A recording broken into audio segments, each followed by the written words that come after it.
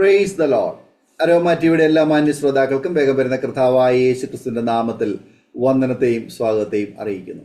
അനുഗ്രഹീതവും മനോഹരവുമായ നല്ല നിമിഷങ്ങൾക്കായി, നല്ല ദിവസത്തിനായി ഞാൻ കർത്താവിന് സ്തോത്രം ചെയ്യുന്നു. വീണ്ടും പ്രേക്ഷകരോടൊപ്പം അനുഗ്രഹിക്കപ്പെട്ടതായ ഒരു സെഷനുമായി കടന്നു വരുന്നതിൽ ഞങ്ങൾക്ക് വളരെ സന്തോഷമുണ്ട്. കഴിഞ്ഞ ചില ദിവസങ്ങൾക്ക് മുൻപ് അരോമ ടിവിയുടെ ചാനലിൽ കർത്താവിൻ്റെ വിലപ്പെട്ട ദാസൻ പ്രിയ മാർസലിൻ ജെ മൊറൈസ് അച്ഛൻ നമ്മോടൊപ്പം തൻ്റെ ജീവിതാനുഭവങ്ങൾ പങ്കുവയ്ക്കുന്നതിന് ജോയിൻ ചെയ്തിരുന്നു.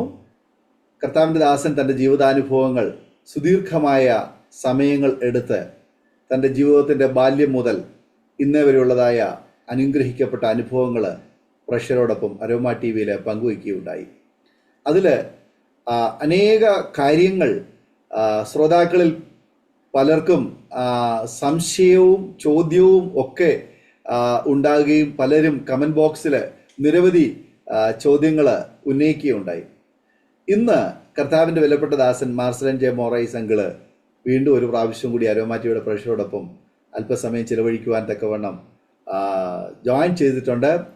അതിൻ്റെ പിന്നിലുള്ള താല്പര്യമെന്ന് പറയുന്നത് സാക്ഷ്യം പറയുക എന്നുള്ളതല്ല, കഴിഞ്ഞ വീഡിയോയിൽ പറഞ്ഞതായ ചില കാര്യങ്ങളുടെ ക്ലാരിഫിക്കേഷൻ എന്ന നിലയിൽ ചോദ്യങ്ങൾക്കുള്ള ഒരു മറുപടി സെഷനായിട്ടാണ് ഇന്ന് നമ്മോടൊപ്പം ജോയിൻ ചെയ്തിരിക്കുന്നത്. കമൻറ്റ് ബോക്സിൽ അനേക പ്രിയപ്പെട്ടവർ ചോദ്യങ്ങൾ ഉന്നയിച്ചു. അതിൽ പ്രസക്തമായ ചില ചോദ്യങ്ങൾക്കുള്ള മറുപടിയാണ് ഇന്ന് നമ്മോടൊപ്പം പങ്കുവയ്ക്കുന്നത്. അതുകൊണ്ട് നമുക്കെല്ലാവർക്കും ശ്രദ്ധയോടെ പ്രാർത്ഥനയോടെ ആയിരിക്കാം. ഒരു പക്ഷെങ്കിൽ ഈ ചോദ്യങ്ങൾക്കുള്ള മറുപടി തൃപ്തികരമായിരിക്കാം, തൃപ്തികരമല്ലായിരിക്കാം. എങ്കിലും ഞങ്ങളാൽ കഴിയുന്നിടത്തോളം നിങ്ങളുടെ ആ ചോദ്യങ്ങൾക്കുള്ള സംശയങ്ങൾക്കുള്ള ഒരു നിവാരണം എന്ന നിലയിലാണ് ഈ സെഷൻ ഇവിടെ ക്രമീകരിക്കുന്നത്. അതുകൊണ്ട് തന്നെ തുടർന്ന് നമുക്ക് എല്ലാവരും പ്രാർത്ഥനയോടെ ആയിരിക്കുമ്പോൾ കർത്താവിൻ്റെ വിലപ്പെട്ട ദാസൻ പ്രിയ മാർസലിൻ ജെ മൊറൈസ് അങ്കിളിനെ തികഞ്ഞ സ്നേഹത്തോടും ആദരവോടും കൂടി അരോമ ടിവിയുടെ പ്രേക്ഷകർക്ക് വീണ്ടും ഒരു പ്രാവശ്യം കൂടി ഞങ്ങളെ സ്വാഗതം ചെയ്തു. പ്രൈസ് ലോർഡ് അങ്കിളെ. സുഖമായിരിക്കുന്നോ? കൃപയാൽ സുഖമായിരിക്കുന്നു. ഓക്കെ. കഴിഞ്ഞ ചില ദിവസങ്ങൾക്ക് മുൻപ് അങ്കിള് അരോമ ടി വിയിൽ അനുഗ്രഹിക്കപ്പെട്ട ജീവിതാനുഭവവും സാക്ഷ്യവും ബാല്യകാലം മുതൽ ഇങ്ങോട്ടുള്ള നല്ല ഓർമ്മകളും ഒക്കെ പങ്കുവയ്ക്കുകയുണ്ടായി. അത് അരോമ ടിവിയുടെ പ്രേക്ഷകർക്ക് വലിയ പ്രചോദനമായി തീർന്നു. അപ്പോൾ തന്നെ അതിലെ പല പ്രിയപ്പെട്ടവർക്ക് പല സംശയങ്ങൾ അതിലെ കമൻറ്റ് ബോക്സിൽ അവർ രേഖപ്പെടുത്തുകയുണ്ടായി. അങ്കിൾ അത് കണ്ടല്ലോ, അങ്കിള് അതിനെ ഒക്കെയും മറുപടി പറയുവാൻ ആഗ്രഹിക്കുന്നു. അതനുസരിച്ചാണല്ലോ ഇന്ന് ജോയിൻ ചെയ്തിരിക്കുന്നത്. എന്താണ് അങ്കിള് ഈ അരോമ ടി വിയിൽ സാക്ഷ്യം പറഞ്ഞതിന് ശേഷം അങ്കിളിന് അതിനെക്കുറിച്ചുള്ളതായ ഒരു പൊതുവായിട്ടുള്ള ഒരു അഭിപ്രായം എന്താണ്? അങ്കിൾ ഒരു വാക്കിലൊന്ന് പറയാമോ? ദൈവത്തിന് മഹത്വം. ദേവസിനെ എനിക്ക് ഭയങ്കര സന്തോഷം തോന്നി. അതായത് ഒരു അനുഭവ സാക്ഷ്യം വഴിയാണ്, പ്രത്യേകിച്ച് ഒന്നിലധികം അനുഭവ സാക്ഷ്യങ്ങളാണ് എന്നെ രക്ഷയുടെ ഭാഗത്തേക്ക് കൊണ്ടുവരാൻ കാരണമായി തീർന്നത്. അതുപോലെ ഞാൻ ആത്മീയമായി ക്ഷീണിക്കുമ്പോൾ, മനുഷ്യനാണല്ലോ, പല ജീവിത സാഹചര്യത്തിൽ ഒക്കെ ക്ഷീണം വരും. അങ്ങനെ ക്ഷീണിക്കുമ്പോൾ എപ്പോഴും എന്നെ പ്രചോദിപ്പിച്ചിരുന്ന വചനം തീർച്ചയായിട്ടും അതുകൂടാതെ സാക്ഷ്യങ്ങളാണ്. അപ്പോൾ അതുകൊണ്ട് ഈ എൻ്റെ സാക്ഷ്യം കേട്ടിട്ട് ഉള്ള ആളുകളുടെ പ്രതികരണം കാണുമ്പോൾ ഭയങ്കര സന്തോഷം. ദൈവമേ, ആളുകളുടെ ഹൃദയത്തെ സ്പർശിച്ചു, അവർക്ക് അത് ഉത്തേജനം നൽകി ഒരല്പമെങ്കിലും ആത്മീയമായി വളരാനും തീരുമാനങ്ങൾ എടുക്കാനും അവർക്ക് സാധിച്ചല്ലോ എന്നുള്ള വലിയ ചാരിതാർത്ഥ്യം ഉണ്ട്. അതുകൊണ്ട് വളരെ സന്തോഷം തോന്നുന്നു അവരുടെ കമൻറ്റുകൾ കാണുമ്പോൾ. ചിലരെ കമൻറ്റിൽ അവരുടെ വിഷമങ്ങളും ചില അഭിപ്രായ വ്യത്യാസങ്ങളൊക്കെ രേഖപ്പെടുത്തിയാലും ആരോടും പിണക്കമില്ല, എല്ലാവരോടും സ്നേഹം തന്നെയാണ്. ഞാൻ മുമ്പായിരുന്ന കാലത്തെ ഉള്ള കാര്യം ഞാൻ ഓർക്കും. ഞാനും അങ്ങനെയൊക്കെയാണല്ലോ അഭിപ്രായങ്ങൾ രേഖപ്പെടുത്തിയിരുന്നത് പണ്ട്. പക്ഷെ എനിക്കതെല്ലാം മനസ്സിലാകും. തീർച്ചയായിട്ടും നമ്മുടെ ശ്രോതാക്കളുടെ, അരോമ ടിവിയുടെ പ്രേക്ഷകരുടെ അഭിപ്രായങ്ങളും കമൻസുകളും ഒക്കെ 100% സ്വാഗതാർഹമാണ്. അതിനെ ഞങ്ങൾ അഭിനന്ദിക്കുന്നു. തീർച്ചയായിട്ടും കമൻറ്റ് ബോക്സ് ഓപ്പൺ ചെയ്തിരിക്കുന്നത് തന്നെ പ്രിയപ്പെട്ടവരുടെ താല്പര്യവും അതൃപ്തികളും രേഖപ്പെടുത്തുവാൻ വേണ്ടിയിട്ടാണ്. അങ്ങനെ സഹകരിച്ച എല്ലാ പ്രേക്ഷകരോടും ഒരു പ്രാവശ്യം കൂടെ ഞങ്ങൾ വളരെ നന്ദി അറിയിക്കുന്നു. ദൈവമായ കർത്താവ് നിങ്ങളെല്ലാവരെയും അനുഗ്രഹിക്കട്ടെ. ഇനിയും നമ്മുടെ വിഷയത്തിലേക്ക് നമുക്ക് കടക്കാം. കർത്താവിൻ്റെ ദാസന് കഴിഞ്ഞ പ്രാവശ്യം തൻ്റെ ജീവിതാനുഭവങ്ങൾ പറയുകയുണ്ടായി. പലരും പറഞ്ഞു അതൊന്ന് കട്ട് ഷോട്ടായിട്ട് പറഞ്ഞിരുന്നെങ്കിൽ കുറച്ചുകൂടി നന്നായിരുന്നു, അത് വലിയ ഒരു ടെസ്റ്റ് മണിയായിപ്പോൾ, ഒരു 5 മണിക്കൂറിലധികമുള്ള സമയമുണ്ട്, അത്രയും നീട്ടി പറയണമായിരുന്നോ എന്നൊക്കെ ചോദിക്കുകയുണ്ടായി. പക്ഷെങ്കിൽ നമ്മുടെ ജീവിതത്തിൽ വലിയ ഒരു സിംഹഭാഗവും ദൈവം നടത്തിയതായ വലിയ അനുഭവങ്ങളെന്ന് പറയുമ്പോൾ ഈ ആയുസ് മുഴുവനും പറഞ്ഞാൽ തീരുന്നതല്ല. അങ്ങനെയെങ്കിൽ 4-5 മണിക്കൂർ അത് പറഞ്ഞ് അത് ഒതുക്കിയെന്ന് തന്നെ വേണം പറയാൻ. എങ്കിലും അങ്കിൾ പറഞ്ഞതായ സാക്ഷ്യത്തിനകത്തു നിന്ന് ചില പ്രിയപ്പെട്ടവർക്കുണ്ടായിട്ടുള്ള ചില സംശയങ്ങൾ ഞാൻ അങ്കിളിനോട് ചോദിക്കാൻ ആഗ്രഹിക്കുന്നു. ദയവായിട്ട് അക്കാര്യങ്ങൾക്ക് അങ്കിള് ഒരു ക്ലാരിഫിക്കേഷൻ തരുമെന്ന് തന്നെയാണ് ഞങ്ങൾ വിശ്വസിക്കുന്നത്. കർത്താവ് സഹായിക്കട്ടെ, പ്രേക്ഷകർക്ക് അത് തൃപ്തികരമായി തീരുമെന്ന് ഞാൻ വിശ്വസിക്കുന്നു.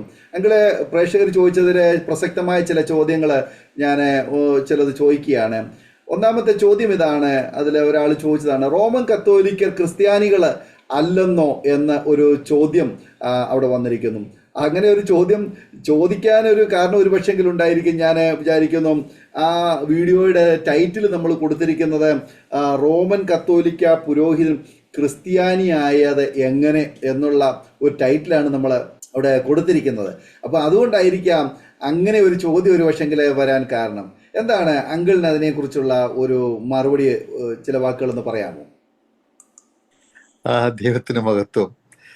വളരെ യാദൃച്ഛികമായും ദൈവപ്രചോദനമായിട്ട് തന്നെയാണ് ആ ടൈറ്റിൽ എഴുതേണ്ടി വന്നത്. പെട്ടെന്ന് ചിന്തിച്ചെഴുതിയ ടൈറ്റിലൊന്നുമല്ല. പക്ഷെ പിൽക്കാലത്ത് ആ ടൈറ്റിൽ അനേകരെ ഉത്തേജിപ്പിക്കുകയും അവരുടെ ഹൃദയത്തിലെ ചോദ്യങ്ങൾ വരികയും അവരെന്താണെന്ന് അത് മനസ്സിലാക്കാൻ വേണ്ടി എൻ്റെ ചെറിയൊരു ബുക്ക്ലെറ്റ് ഉണ്ട്. അത് വായിച്ച് രക്ഷയുടെ അനുഭവത്തിലേക്ക് വന്ന പല അനുഭവങ്ങളും ഞാൻ കേട്ടിട്ടുണ്ട്. അപ്പോൾ അങ്ങനെ ടൈറ്റിൽ ഇടാൻ കാരണം അന്ന് ഞാൻ ഓർത്തിട്ടല്ല ഇട്ടത്.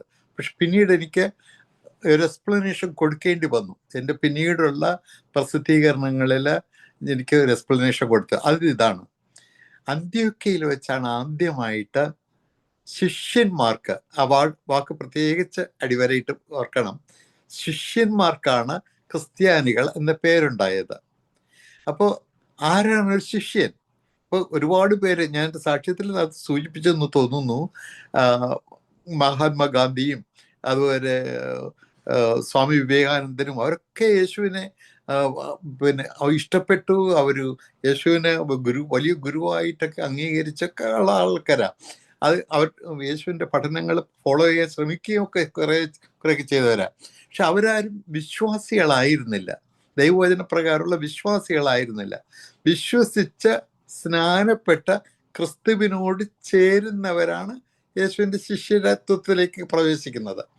അങ്ങനെയാണ് നമ്മൾ വചനത്തിൽ കാണുക. കാരണം നമ്മൾ അന്ത്യോക്യയിൽ വെച്ചാണല്ലോ ആദ്യമായിട്ട് ശിഷ്യന്മാർക്ക് ക്രിസ്ത്യാനികൾ എന്ന പേരുണ്ടായത്. ഈ ശിഷ്യന്മാരാരാ, എങ്ങനെയാ ഒരു ശിഷ്യനാകേണ്ടത്? അത് കർത്താവ് തന്നെ പറഞ്ഞിട്ടുണ്ട്. തൻ്റെ സ്വർഗാരോഹണത്തിന് തൊട്ട് മുമ്പ് കർത്താവ് ശിഷ്യന്മാരോട് പറഞ്ഞു, എനിക്ക് സ്വർഗത്തിലും ഭൂമിയിലും സകല അധികാരവും നൽകിയിരിക്കുന്നു, ആകയാൽ നിങ്ങൾ പുറപ്പെട്ട് സകല ജാതികളെയും എൻ്റെ ശിഷ്യരാക്കുവിൻ. വിശ്വാസികളാക്കുവിൻ എന്നല്ല, ശിഷ്യരാക്കുവിൻ. എങ്ങനെ?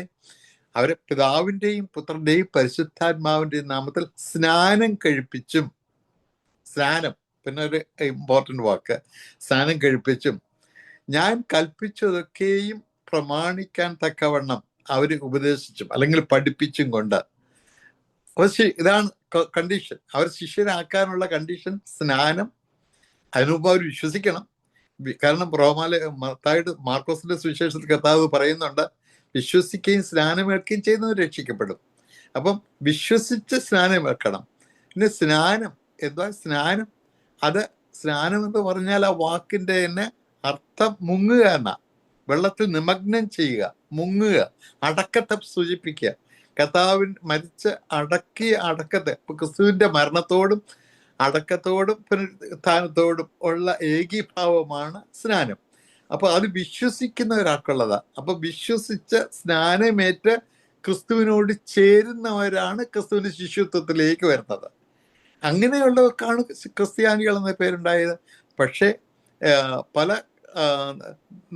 പല ക്രൈസ്തവ സഭകളും അവര് സ്നാനപ്പെടുത്തുന്നില്ല, സ്നാനപ്പെടുത്തുന്നു അല്ലെങ്കിൽ മാമോദീസ മുക്കുന്നു എന്ന് പറയുന്നത് പോലും തെറ്റാ. കത്തോലിക്ക സഭയിൽ, റോമൻ കത്തോലിക്ക സഭയില് ഞാൻ ആരെയും മുക്കിയിട്ടില്ല. കത്തോലിക്ക സഭയില് ജ്ഞാന സ്നാനം, അപ്പൊ ജ്ഞാനം വന്നതിന് ശേഷമുള്ള സ്നാനം എന്ന് അവിടെ ഉൾക്കൊള്ളുന്നുണ്ട് വാക്ക്. പക്ഷെ അവിടെ സ്നാനം നടക്കുന്നില്ല. അവിടെ മാമോദീസ എന്ന് പറഞ്ഞാലും അവിടെ ബാപ്റ്റിസം എന്നാണ് ഇംഗ്ലീഷിൽ പറഞ്ഞിരിക്കുന്നത്. മലയാളത്തിൽ തർജ്ജമയില്ലല്ലോ ഇങ്ങനെ വരുന്നത്. കാത്തലിക് ടീച്ചിങ്ങില്, കാത്തലിക് കാറ്റിസത്തില് ബാപ്റ്റിസം എന്ന് പറഞ്ഞാൽ അത് ഗ്രീക്ക് വാക്കിൽ നിന്ന് പറഞ്ഞാൽ ബപ്തീസോ എന്ന് പറഞ്ഞാൽ നിമഗ്നം ചെയ്യുക, മുക്കുക.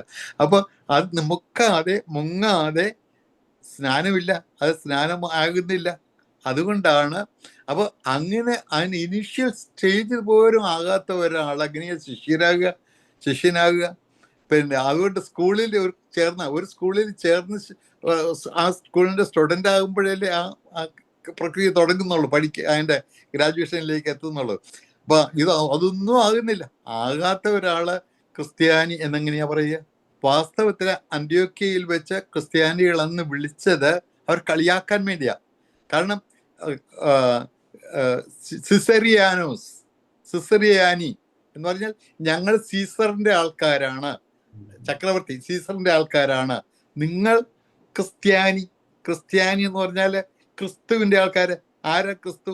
കുരിശിൽ തൂങ്ങി മരിച്ചവന്റെ ആൾക്കാര്. പുച്ഛിച്ച ഒരു ക്രിസ്ത്യാനി എന്ന് വിളിച്ചിരുന്നത് അങ്ങനെയാ. പക്ഷെ പത്രോസ് അപ്പോസ്തലൻ പിന്നീട് പറയുന്നുണ്ട്, ക്രിസ്ത്യാനി എന്ന നാമം ധരിച്ച് പീഡ സഹിക്കുന്നതിൽ അഭിമാനിക്കുക, സന്തോഷിക്കുക എന്നാണ്. തീർച്ചയായിട്ടും വളരെ വ്യക്തമാണ്. കത്തോലിക്ക പുരോഹിതൻ ഒരു ക്രിസ്ത്യാനിയായ കഥ എന്ന ആ ടൈറ്റില് ആ വീഡിയോയ്ക്ക് കൊടുത്തത് തികച്ചും അന്വർത്ഥമാണെന്നാണ് അതിൽ നിന്ന് വളരെ വ്യക്തമാകുന്നത്. തീർച്ചയായിട്ടും രക്ഷിക്കപ്പെട്ട, സ്നാനപ്പെട്ട് കർത്താവിൻ്റെ കൽപ്പന അനുസരിച്ച് ശിഷ്യനാകുവാൻ പ്രിയ മാർസലിൻ ജെ മൊറൈസ് അങ്കിളിന് കർത്താവ് കൃപ ചെയ്തു. അതുകൊണ്ട് തീർച്ചയായിട്ടും ആ വീഡിയോയുടെ ടൈറ്റിൽ അങ്ങനെ കൊടുത്തത് ഉചിതമെന്ന് മനസ്സിലാക്കുവാൻ കഴിയുന്നു. കർത്താവിൻ്റെ ദാസനെ ദൈവം അനുഗ്രഹിക്കട്ടെ. ക്രിസ്ത്യാനിയായി കർത്താവിന് വേണ്ടി നല്ല സാക്ഷ്യം വഹിപ്പാൻ പിന്നെയും കർത്താവ് ആയുസ്വാരോഗ്യ അവസരങ്ങൾ തരട്ടെ എന്ന് പ്രാരംഭത്തിൽ തന്നെ ഓർപ്പിക്കുന്നു. ഓക്കെ, നമുക്ക് അടുത്ത ക്വസ്റ്റ്യനിലേക്ക് പ്രവേശിക്കാം.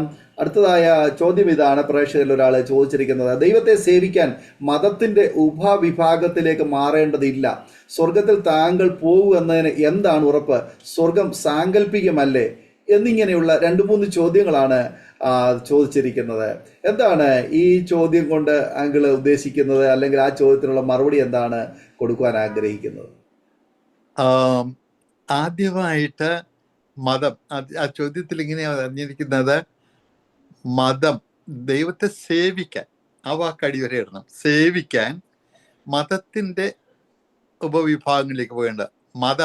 മതം എന്ന് പറഞ്ഞാൽ തന്നെ അഭിപ്രായം എന്നാണ്. അഭിപ്രായം എന്തിനെ കുറിച്ചുള്ള അഭിപ്രായം?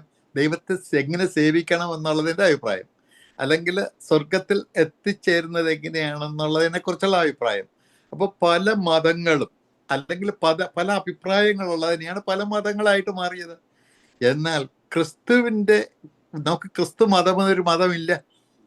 അത് നമ്മൾ മനുഷ്യരുണ്ടാക്കിയ മതമാണ്. കാരണം കർത്താവ് പറഞ്ഞത് എൻ്റെ വഴി, കർത്താവിനെ പിൻചെല്ലാനാണ് പറഞ്ഞത്. കർത്താവ് ഒരു വഴിയാണ് കാണിച്ചു തന്നത്. കർത്താവ് പറഞ്ഞു, ഞാനാണ് വഴിയും സത്യവും ജീവനും, എന്നിലൂടെ അല്ലാതെ ആരും സ്വർഗത്തിലേക്ക്, കർത്താവിൻ്റെ അടുത്തേക്ക് ചെല്ലുന്നില്ല. അപ്പൊ വ്യക്തമായി അവിടെ ഒരു അഭിപ്രായമല്ല, ക്ലിയറായിട്ട് കർത്താവ് പറഞ്ഞത്, എന്നെ അനുഗമിക്കുന്നവർ അവിടെ നിത്യതയിൽ എത്തിച്ചേരും. ഞാനാണ് വഴി, ഞാനാണ് സത്യം, വേറൊരു സത്യമില്ല, ഞാനാണ് ജീവൻ, നിത്യജീവൻ ഞാൻ തന്നെയാ. അപ്പൊ അതിലേക്ക് വേറൊരു അഭിപ്രായം പറയേണ്ട ഒരു കാര്യമില്ല, ഇവിടെ അഭിപ്രായം വരുന്നില്ല. അതുകൊണ്ട് ക്രിസ്തു മതം എന്നൊരു മതമില്ല, പെന്തക്കോസ് മതം എന്ന് പറഞ്ഞൊരു മതമില്ല. അതുകൊണ്ട് ചോദിച്ച ആൾ ഉദ്ദേശിക്കുന്നത് ദൈവത്തെ സേവിക്കാൻ മതത്തിന്റെ ഉപഭാഗങ്ങളിലേക്ക്. അപ്പൊ അവർ വിചാരിക്കുന്നത് ഒരു വലിയ മതം, അത് കത്തോലിക്ക സഭ, മറ്റ് ഉപവിഭാഗങ്ങൾ, മറ്റു സഭകൾ എന്നൊക്കെയുള്ള അതിൽ നിന്നായിരിക്കും അദ്ദേഹം ചോദിച്ചിരിക്കുന്നത്. അപ്പോൾ മതമേ ഇല്ല, അപ്പോൾ മതവിഭാഗത്തിലേക്ക് പോകേണ്ട കാര്യമില്ല. അപ്പോൾ യേശുവിൻ്റെ മാർഗം മാത്രമേ ഉള്ളൂ നിത്യരക്ഷയ്ക്കായിട്ടുള്ളത്. അതാണ് ആദ്യത്തെ. രണ്ടാമത്തെ ഭാഗം, സ്വർഗത്തിൽ താങ്കൾ പോകുമോ? പോകും എന്നുള്ള ഉറപ്പ്. എന്താണ് ഉറപ്പ്? അതെ, എന്താണ് ഉറപ്പ്? അത് ഞാൻ അവിടെ എൻ്റെ സാക്ഷ്യത്തിൽ ഇങ്ങനെ പറഞ്ഞിട്ടുണ്ട്. ഞാൻ കത്തോലിക്ക വിശ്വാസി, പുരോഹിതനും ഒക്കെ ആയിരുന്നപ്പോൾ ഞാനെന്നല്ല, മാർപ്പാപ്പയ്ക്ക് പോലും ഉറപ്പില്ല എന്നുള്ളത് കൊണ്ടാണ്, കത്തോലിക്ക സഭയ്ക്ക് പോലും ഉറപ്പില്ലാത്ത എന്നതുകൊണ്ടാണ് ഹോളി ഫാദർ എന്ന് വിളിക്കുന്ന മാർപ്പാപ്പ മരിക്കുമ്പോൾ അദ്ദേഹത്തിന് വേണ്ടി നിത്യശാന്തിക്ക് വേണ്ടി പ്രാർത്ഥനകൾ ചൊല്ലുന്നത്. കാരണം സ്വർഗത്തിൽ പോയവർക്ക് വേണ്ടി പ്രാർത്ഥിക്കേണ്ട ആവശ്യമില്ല, നരകത്തിൽ പോയവർക്ക് വേണ്ടിയും പ്രാർത്ഥിച്ചിട്ട് കാര്യമില്ല. അപ്പോൾ പ്രാർത്ഥന, അപ്പോൾ ആർക്കും ഉറപ്പില്ല. എന്നാൽ എനിക്ക് ഉറപ്പുണ്ടെന്നാണ് ഞാൻ പറഞ്ഞത്. കാരണം ഞാൻ രക്ഷയുടെ അനുഭവത്തിലേക്ക് കടന്നു വന്നു, നിത്യജീവന്റെ അവകാശിയായി എന്നുള്ള കർത്താവിൻ്റെ വചനപ്രകാരം, ദൈവവചനപ്രകാരമുള്ള ഉറപ്പാണ് എനിക്കുള്ളത്. അനുസരിക്കുക, ദൈവത്തിൻ്റെ വചനം അനുസരിച്ചാൽ.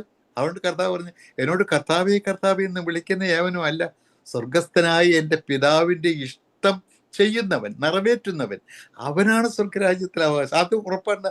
കാരണം ഞാൻ മുമ്പ് ചെയ്തുകൊണ്ടിരുന്നാല് ഇപ്പോൾ എന്നോട് കർത്താവ് വ്യക്തമായിട്ട് പറഞ്ഞതനുസരിച്ച് ഞാൻ രക്ഷിക്കപ്പെട്ട, സ്നാനപ്പെട്ട്, പരിശുദ്ധാത്മാവിനെ പ്രാപിച്ച്, ഞാൻ ആകാവുന്നിടത്തോളം, മനുഷ്യനാണ്, ബലഹീനതകളുണ്ട്, തെറ്റിപ്പോകുന്നുണ്ട്, എന്നാലും ആകാവുന്നിടത്തോളം ഞാൻ വിശുദ്ധിയിൽ ജീവിക്കാൻ ആഗ്രഹിക്കുന്നു. ഇനി ഉറപ്പ്. എന്താണ് ഉറപ്പെന്ന് ചോദിച്ചാൽ, ദൈവത്തിന് ഒരു ചെറിയ തെറ്റ് ചെയ്താൽ, അല്ലെങ്കിൽ ഒരു നോട്ടത്തിലോ ഒരു വാക്കിലോ ഒരു പിശകിയാൽ, അപ്പൊ പരിശുദ്ധാത്മാവ് എന്നെ ബോധ്യപ്പെടുത്തുന്നുണ്ട്, ആ നിമിഷം നീ ചെയ്ത തെറ്റാണ്, നീ അങ്ങനെ പാപത്തെക്കുറിച്ച്, നീതിയെക്കുറിച്ചും ന്യായവിധിയെക്കുറിച്ചുമുള്ള ബോധ്യം വരുമ്പോൾ ആ നിമിഷം ഞാൻ കുമ്പസാരിക്കാൻ വേണ്ടി കാത്തിരിക്കുന്നില്ല. ഒരച്ഛനെ കിട്ടി, അച്ഛൻ്റെ അടുത്ത് പോയി കുമ്പസാരിക്കാൻ വേണ്ടി എനിക്ക് വെയിറ്റ് ചെയ്യേണ്ട കാര്യമില്ല. ആ നിമിഷം ഞാൻ ദൈവത്തിൻ്റെ ഒരു നിരപ്പ് പ്രാപിക്കുക. അവൻ്റെ ഒരു പുത്രന്റെ രക്തം സകല പാപവും പോക്കി എന്നെ ശുദ്ധീകരിക്കുന്നതിൽ ഞാൻ വിശ്വസിക്കുന്നത് കൊണ്ട്, ആ രക്തത്തിൽ ഞാൻ ആശ്രയിക്കുന്ന ആ നിമിഷം ഞാൻ പാപവിമുക്തനായി ഞാൻ വിശുദ്ധനാ. കാരണം കർത്താവ് പറഞ്ഞ, ഞാൻ വിശുദ്ധനായിരിക്കുന്ന പോലെ നിങ്ങൾ വിശുദ്ധരായിരിക്കുകയും. അപ്പൊ നിരന്തരം വിശുദ്ധിയിൽ അങ്ങനെ കഴുകൽ പ്രാപിച്ച് നിരന്തരം അങ്ങനെ വിശുദ്ധിയിൽ ഇരിക്കുമ്പോൾ ഏത് നിമിഷവും കർത്താവ് വന്നാൽ ഞാൻ എടുക്കപ്പെടും എന്നുള്ള ഉറപ്പുണ്ട്.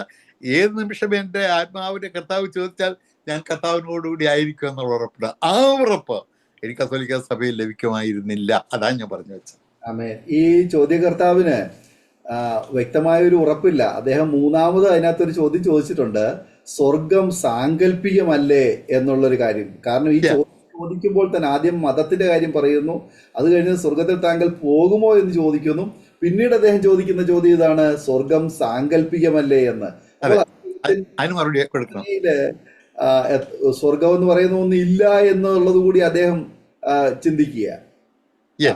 അപ്പൊ കർത്താവായ യേശുക്രിസ്തുവിൽ വിശ്വസിക്കുന്നുണ്ടെങ്കിൽ, ഇപ്പൊ ആരായാലും, ഏത് കത്തോലിക്ക മതവിഭാഗങ്ങളിൽ വിശ്വസിക്കുന്നുണ്ടെങ്കിൽ, കർത്താവ് കള്ളം പറയുന്ന ആളല്ല എന്നവർക്ക് ബോധ്യമുണ്ട്. അതെന്തായാലും അവർക്ക് ബോധ്യമുണ്ട്. കർത്താവ് പറഞ്ഞു, നരകം യാഥാർത്ഥ്യമാണ്, നരകം നിത്യമാണ്, തീപ്പൊയ്കയാണ്. ആ തീയാണ് അവിടെ ചാകാത്ത പുഴുവും കെടാത്ത തീയുമൊക്കെയുള്ള ഒരു നിത്യജീവൻ എന്നുള്ളതുപോലെ നിത്യ നരകവും ഉണ്ടെന്ന് കർത്താവായ യേശുക്രിസ്തു വ്യക്തമായി പറഞ്ഞു കഴിഞ്ഞാൽ, പിന്നെ കർത്താവിൽ അത് വിശ്വസിക്കുന്നു, യേശുവിൽ വിശ്വസിക്കുന്നില്ലെങ്കിൽ യേശു പറയുന്നതിൽ വിശ്വസിക്കുന്ന ഇവര് പറഞ്ഞിട്ട് കാര്യമില്ല. വ്യക്തമാണ്, കർത്താവിന്റെ വാക്കിൽ വ്യക്തമാണ്.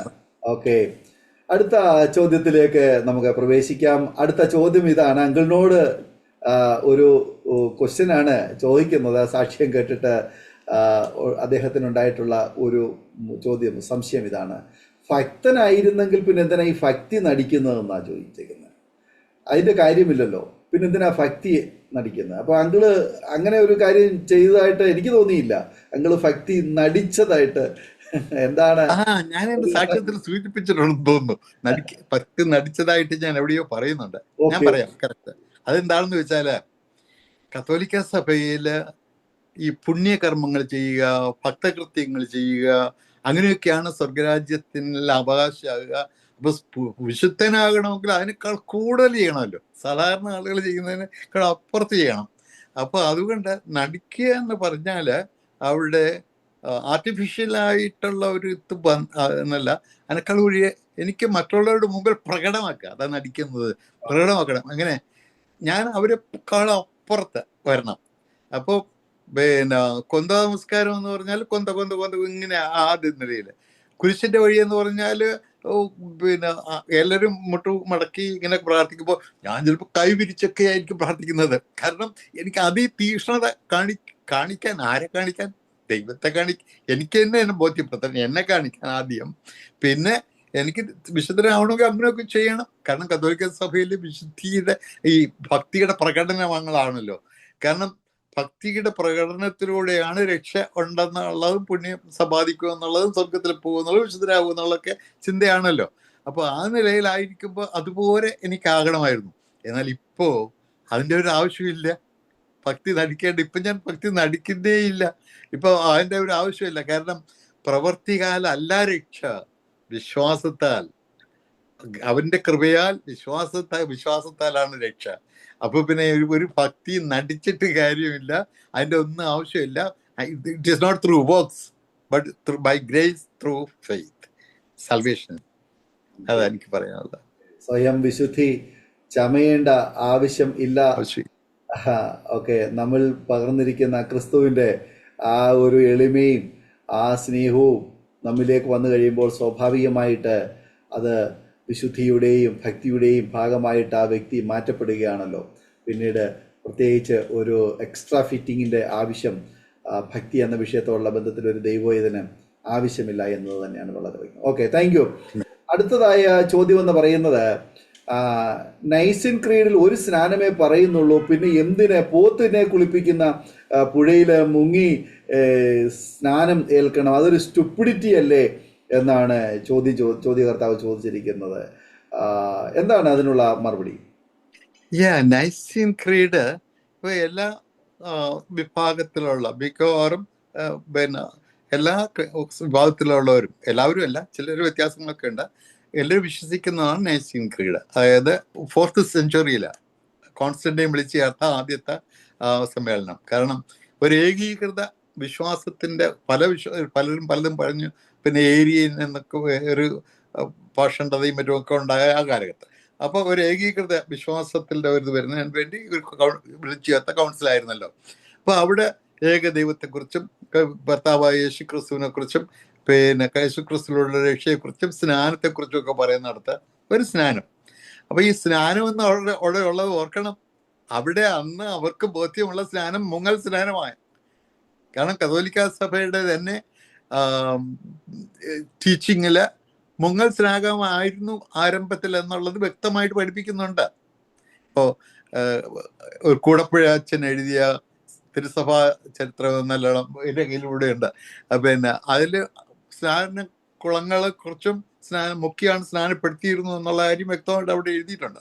അതിലൊക്കെ അല്ലാതെ തന്നെ ഞങ്ങൾക്കറിയാം, ഞങ്ങൾ പഠിച്ചിട്ടുള്ള അതൊക്കെ സെമിനാരിയിൽ തന്നെ. അപ്പോൾ അങ്ങനെയുള്ളപ്പോ പിന്നെ പോത്ത് കുളിക്കുന്ന അത് നല്ല രസമായിട്ട് തോന്നി എനിക്ക്. അങ്ങനെയാണെങ്കിൽ പിന്നെ കർത്താവ് പോയി മുങ്ങിയ ആ പിന്നെ ഈ ജോർദാൻ നദിയില് അവിടെയും പോത്തുകളും പശുക്കളും മറ്റു മൃഗങ്ങളൊക്കെ പോയി അതിന് ചൂട് സഹിക്കാൻ വയ്യാതെ ഒക്കെ പോയി മുങ്ങുമല്ലേ. അപ്പൊ അന്ന് കർത്താവ് ചെയ്ത സ്റ്റുപ്പിഡിറ്റി ആയിരുന്നോ? കലങ്ങിയ വെള്ളത്തില് അല്ലെങ്കിൽ പോത്ത് കുളിക്കുന്ന വെള്ളത്തില് ഒക്കെ മുങ്ങുന്നു എന്നൊക്കെ പറയുന്നത് കർത്താവിനെ തന്നെ കളിയാക്കുന്നത് പോലെയായിട്ട് എനിക്ക് തോന്നുന്നു. മുങ്ങുക, അത് ഏത് വെള്ളമായാലും ശരി, അത് കർത്താവിൽ വിശ്വസിച്ച് സ്നാനമേൽക്കുന്നതിൻ്റെ സിംബോളിസമായിട്ട്, കർത്താവിന്റെ മരണ അടക്ക പുനരുത്ഥാനത്തിന്റെ ആ സിംബോളിസമായിട്ട് വെള്ളത്തിൽ മുങ്ങുക എന്നുള്ളത് അതിനുവേണ്ടി, അതൊരു സ്റ്റുപ്പിഡിറ്റി അല്ല. ഓക്കെ, ഞാൻ ഈ ചോദ്യത്തിന് എനിക്കൊരു സംശയം ഉള്ളത്, ഈ നൈസിൻ ക്രീഡിൽ പറയുന്ന സ്നാനം അതൊരു മുഴുകൽ സ്നാനം അല്ലെങ്കിൽ ഒരു മുങ്ങി സ്നാനം എന്ന് പറയുമ്പോൾ ആ പറഞ്ഞിരിക്കുന്നതായ ആ ഒരു കോൺസെപ്റ്റില് ആ സ്നാനത്തിൽ നിന്നും വ്യത്യസ്തമായ ഒരു തളിക്കൽ സ്നാനത്തിലേക്ക് എങ്ങനെയാണ് ഇത് മാറ്റപ്പെടുവാനിടയായി തീർന്നത്, അല്ലെ ഇന്നത്തെ നിലയിലേക്ക് അത് മാറുവാനിടയായി തീർന്നത് എന്നുള്ള വിഷയത്തിന് കൂടി ഒരു ക്ലാരിഫിക്കേഷൻ പറഞ്ഞാൽ ആ വിഷയം ഒന്നുകൂടി ഒന്ന് വ്യക്തമാവും. പറയാം. അതായത് പിന്നെ കത്തോലിക്ക സഭയില് ആദ്യം വിശ്വസിക്കുന്നവരെയാ സ്നാനപ്പെടുത്തിയിരുന്നത്. അപ്പോൾ ആരെങ്കിലും കർത്താവായ യേശുക്രിസ്തുവിൽ വിശ്വസിച്ച് വന്നാൽ ഉടനെ പിടിച്ച് സ്നാനപ്പെടുത്തുമായിരുന്നില്ല. അവർക്ക് പിന്നെ ടീച്ചിങ് കൊടുക്കും, കാറ്റക്കിസം. അപ്പം കാറ്റക്കിസം ദൈവവചന പഠനം കൊടുക്കും. അങ്ങനെ പഠനം കൊടുക്കുന്നതിന് ആ ടീച്ചിങ്ങിനെയാണ് കാറ്റക്കിസം എന്ന് പറയുന്നത്. പഠിക്കുന്ന സ്നാനത്തിനായിട്ടൊരുങ്ങി സ്നാനത്തിനായി ഒരുക്കുന്നവരെ കാറ്റക്യുമെൻസ് എന്നാണ് പറഞ്ഞിരുന്നത്, കാറ്റക്യുമെൻസ്. പിന്നെ അതിൻ്റെ ഒരു പീരിയഡ് ഉണ്ട്, കാറ്റക്യുമിനൈസ്, ഒരു കാലഘട്ടമുണ്ട്. അപ്പോൾ ഞാൻ പറഞ്ഞാൽ ഉടനെ പിടിച്ച് സ്നാനപ്പെടുത്തിയല്ല. അപ്പോൾ അവർ ഒരുക്കി അവരെ പിന്നെ സ്നാനത്തിന് വേണ്ടി. അപ്പൊ 3 ഘട്ടങ്ങളായിട്ടാണ് ഇത് കടന്നു പോയിക്കുന്നത്. അപ്പോഴത്തേക്ക് സംശയം, അപ്പോൾ ഈ കാലഘട്ടത്തിനിടയ്ക്ക് അവർ മരിച്ചുപോയ എന്ത് ചെയ്യും? അപ്പൊ അതുകൊണ്ട് അങ്ങനെ പോകാതെ പിന്നെ അങ്ങനെ ആ കാലഘട്ടം അതുകൊണ്ട് സ്നാനപ്പെടുത്തുക, വിശ്വസിച്ച് സ്നാനപ്പെടുത്തുക, പിന്നെ പഠിപ്പിച്ചു കൊണ്ടുവരിക. അവർ കുഞ്ഞുങ്ങളെ ആണെങ്കിലോ, കുഞ്ഞുങ്ങളെ മുഖ്യ സ്നാനപ്പെടുത്താൻ വേണ്ടി ശിശുക്കളാകുമ്പോൾ അവരെ മുഖ്യ സ്നാനപ്പെടുത്തുന്ന അപകടമാണ്. അത് ശരിയല്ല. മാത്രമല്ല, വിശ്വസിച്ചിട്ട് പഠിപ്പിച്ചിട്ട് ഇതെല്ലാം പഠിപ്പിച്ചിട്ടല്ലേ സ്നാനപ്പെടുത്തുന്നത്. കുഞ്ഞുങ്ങളെ അങ്ങനെ ചെയ്യുക. പക്ഷെ അവർ മരിച്ചു പോയാലോ? അവർ നരകത്തിൽ പോകില്ലേ? ഇല്ല, നരകത്തിൽ പോകില്ല. അവർ പാവമൊന്നും ചെയ്തില്ലല്ലോ. അവർക്ക് ജന്മപാപം മാത്രമല്ലേ ഉള്ളൂ. അതുകൊണ്ട് അവര് ലിംബോ എന്ന് പറയുന്ന അവിടെയൊക്കെയാണ് ഈ കുഞ്ഞുങ്ങൾ. എന്തിനാ അവരെ അങ്ങനെ അതിലേക്ക് വിടാൻ? അവരങ്ങ് സ്നാനപ്പെടുത്തിയേക്കാമെന്നുള്ള മട്ടിലാണ് മാതാപിതാക്കൾ ആദ്യം വിശ്വസിച്ചോട്ടെ, അല്ലെങ്കിൽ തലവട്ടമ്മയും അതിനെക്കുറിച്ച് എക്സ്പ്ലനേഷൻ ഒക്കെ പിന്നെ കൊടുക്കേണ്ടതായിട്ട് സമയമില്ലല്ലോ. അപ്പോൾ പിന്നെ അവര് വിശ്വസിച്ചിട്ട് പിന്നെ ഇവര് വലുതായി കഴിഞ്ഞാൽ ഇവർ പിന്നെ അത് ഏറ്റു പറഞ്ഞാൽ മതി, പിന്നീട് പുതുക്കിയാൽ മതി. അപ്പോൾ ഈസ്റ്റർ സൺഡേയുടെ രാത്രിയിൽ പിന്നെ എല്ലാ വർഷവും മെഴുകുതിരിയൊക്കെ കത്തിച്ച് പിടിച്ച് പ്രായമായി കഴിഞ്ഞാൽ എല്ലാ വർഷവും ഈ ബാപ്റ്റിസ്മൽ പ്രോമിസസ് വാഗ്ദാനം അത് റിന്യൂ ചെയ്യുന്ന ഒരു ഏർപ്പാട് കത്തോലിക്ക സഭയിലുണ്ട്. അതുകൊണ്ട് തൃപ്തിപ്പെട്ട് പോരുകയാണ്. പക്ഷെ അങ്ങനെയല്ല വചനം. ദൈവവചനത്തിൽ അങ്ങനെയല്ലല്ലോ പറയുന്നത്. വിശ്വസിച്ചിട്ട് സ്നാനമേൽക്കണം. എന്താ അവർ വിശ്വസിക്കേണ്ടത്? അവർ പാപികളാണ്. അവരുടെ പാപത്തിന് മാനുഷികമായ ഒരു പ്രതിവിധിയുമില്ല. കർത്താവായ യേശുക്രിസ്തുവിന്റെ കാൽവരി ക്രൂസിലൂടെയുള്ള രക്തം ചിന്തിയുള്ള യാഗത്തിലൂടെ മാത്രമേ രക്ഷയുള്ളൂ. അങ്ങനെ കർത്താവിന് സ്വന്തം രക്ഷിതാവും കർത്താവും വന്ന് ഹൃദയം കൊണ്ട് വാഗുകൊണ്ട് അവർ 3-ാം ദിവസം ഉയർത്തെഴുന്നേറ്റ് വന്ന് വിശ്വസിച്ച് അങ്ങനെ രക്ഷയുടെ അനുഭവത്തിലേക്ക് വരുന്ന റോമാലേഖനത്തിൽ എഴുതിയിട്ടുണ്ട്. അങ്ങനെ വിശ്വസിക്കുന്നവരെയാണ് വെള്ളത്തിൽ മുക്കി സ്നാനപ്പെടുത്തുന്നത്. അപ്പോ ആദ്യം അങ്ങനെ തന്നെയായിരുന്നു ചെയ്തുകൊണ്ടിരുന്നത്. ഉദാഹരണത്തിന് ഞാൻ പറഞ്ഞല്ലോ, ഞാൻ ലത്തീൻ ക്രമപ്രകാരമുള്ള, അതായത് 98% റോമൻ കത്തോലിക്കർ ലത്തീൻ ക്രമപ്രകാരമുള്ള ആരാധനയിൽ കൂടുന്നവരാ. അപ്പൊ അതനുസരിച്ച് അതിന് ഹോളി മാസ് എന്നാ പറയുന്നത്. മാസ്.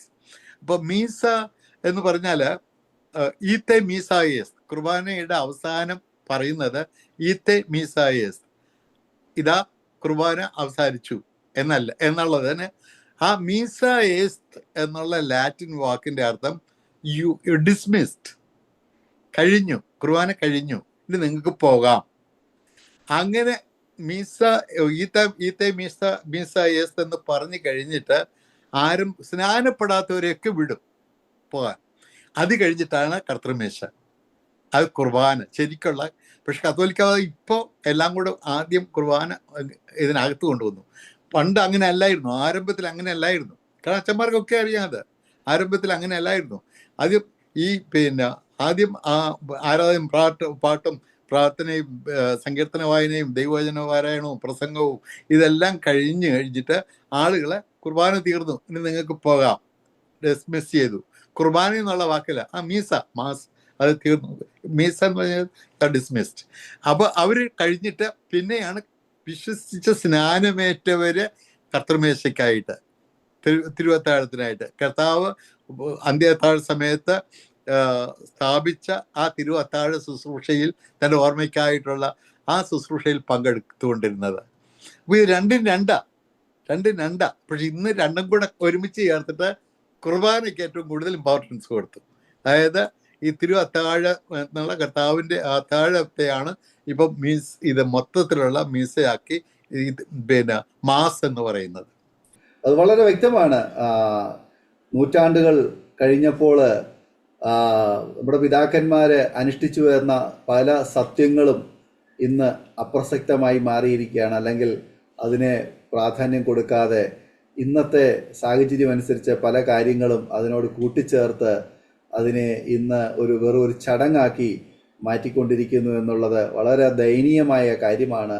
പിതാക്കന്മാരൊക്കെ യഥാർത്ഥത്തിൽ കർത്താവ് പറഞ്ഞതായ ആ ഒരു കൽപ്പന പ്രകാരമുള്ള ഒരു ക്രൈസ്തവ ജീവിതം അല്ലെ ആ ഒരു വഴിയിലൂടെ അവർ യാത്ര ചെയ്തവരും, പിന്നത്തേതിൽ കാലങ്ങൾ മാറിയപ്പോൾ മോഡേൺ കൾച്ചറുകളൊക്കെ അതിനകത്ത് ഉൾപ്പെടുത്തി ആ ഒരു നിലവാരത്തിലേക്ക് നമ്മുടെ സൗകര്യം അനുസരിച്ച് ഇന്നത്തെ ആരാധനയും ആരാധനാ രീതികളും ഒക്കെ മാറി എന്നുള്ളത് യാഥാർത്ഥ്യമാണ്. അതിൽ എത്രത്തോളം ദൈവം പ്രസാദിക്കുന്നു എന്ന് നമുക്ക് അറിയില്ല. ദൈവവചനപ്രകാരം അതിൽ ദൈവം പ്രസാദിക്കുന്നില്ല എന്ന് തന്നെ നമുക്ക് മനസ്സിലാക്കുവാൻ കഴിയും. ആകട്ടെ, അടുത്ത ക്വസ്റ്റ്യനിലേക്ക് നമുക്ക് പ്രവേശിക്കാം. ശ്രോതാക്കൾക്ക് ചോദ്യങ്ങൾക്കൊക്കെ മറുപടികൾ ലഭ്യമാകുന്നു എന്ന് ഞങ്ങൾ പ്രതീക്ഷിക്കുന്നു. ഇനിയും നിങ്ങൾക്കുണ്ടാകുന്ന ചോദ്യങ്ങളൊക്കെ വീണ്ടും നിങ്ങൾക്ക് ചോദിക്കാം, അതിനുള്ള അവസരങ്ങളുണ്ട്. അടുത്ത ഒരു ചോദ്യമെന്ന് പറയുന്നത്, ഒരു ശ്രോതാവ് ചോദിച്ചിരിക്കുന്നത്, രക്ഷിക്കപ്പെട്ടോ എന്ന് ചോദിക്കുന്നത് തന്നെ ഒരു സ്റ്റുപ്പിഡിറ്റി അല്ലേ എന്നാണ്. രക്ഷിക്കപ്പെട്ടു, നമ്മൾ സാധാരണഗതിയിൽ ചോദിക്കാറുള്ള ഒരു ചോദ്യമാണ്, രക്ഷിക്കപ്പെട്ടോ സഹോദര അല്ലെ സഹോദരി എന്ന് നമ്മൾ ചോദിക്കാറുണ്ട്. അപ്പോൾ ആ ഒരു ചോദ്യം തന്നെ അത് ശരിയാണോ, ഒരു വിഡ്ഢിത്തരം മണ്ടത്തരമല്ലേ എന്നാണ് ഈ അടുത്ത ഒരു ശ്രോതാവ് ചോദിച്ചിരിക്കുന്നത്. എന്താണ് പ്രിയ അങ്കിളിന് അതിന് കൊടുക്കാനുള്ള ഒരു മറുപടി ഒന്ന് പറയാം? ഒരു വിധത്തിൽ ഞാൻ എൻ്റെ മറുപടി റോമാലേഖനത്തെ സൂചിപ്പിച്ചപ്പോൾ അവിടെ ഞാൻ പറഞ്ഞു വെച്ചു.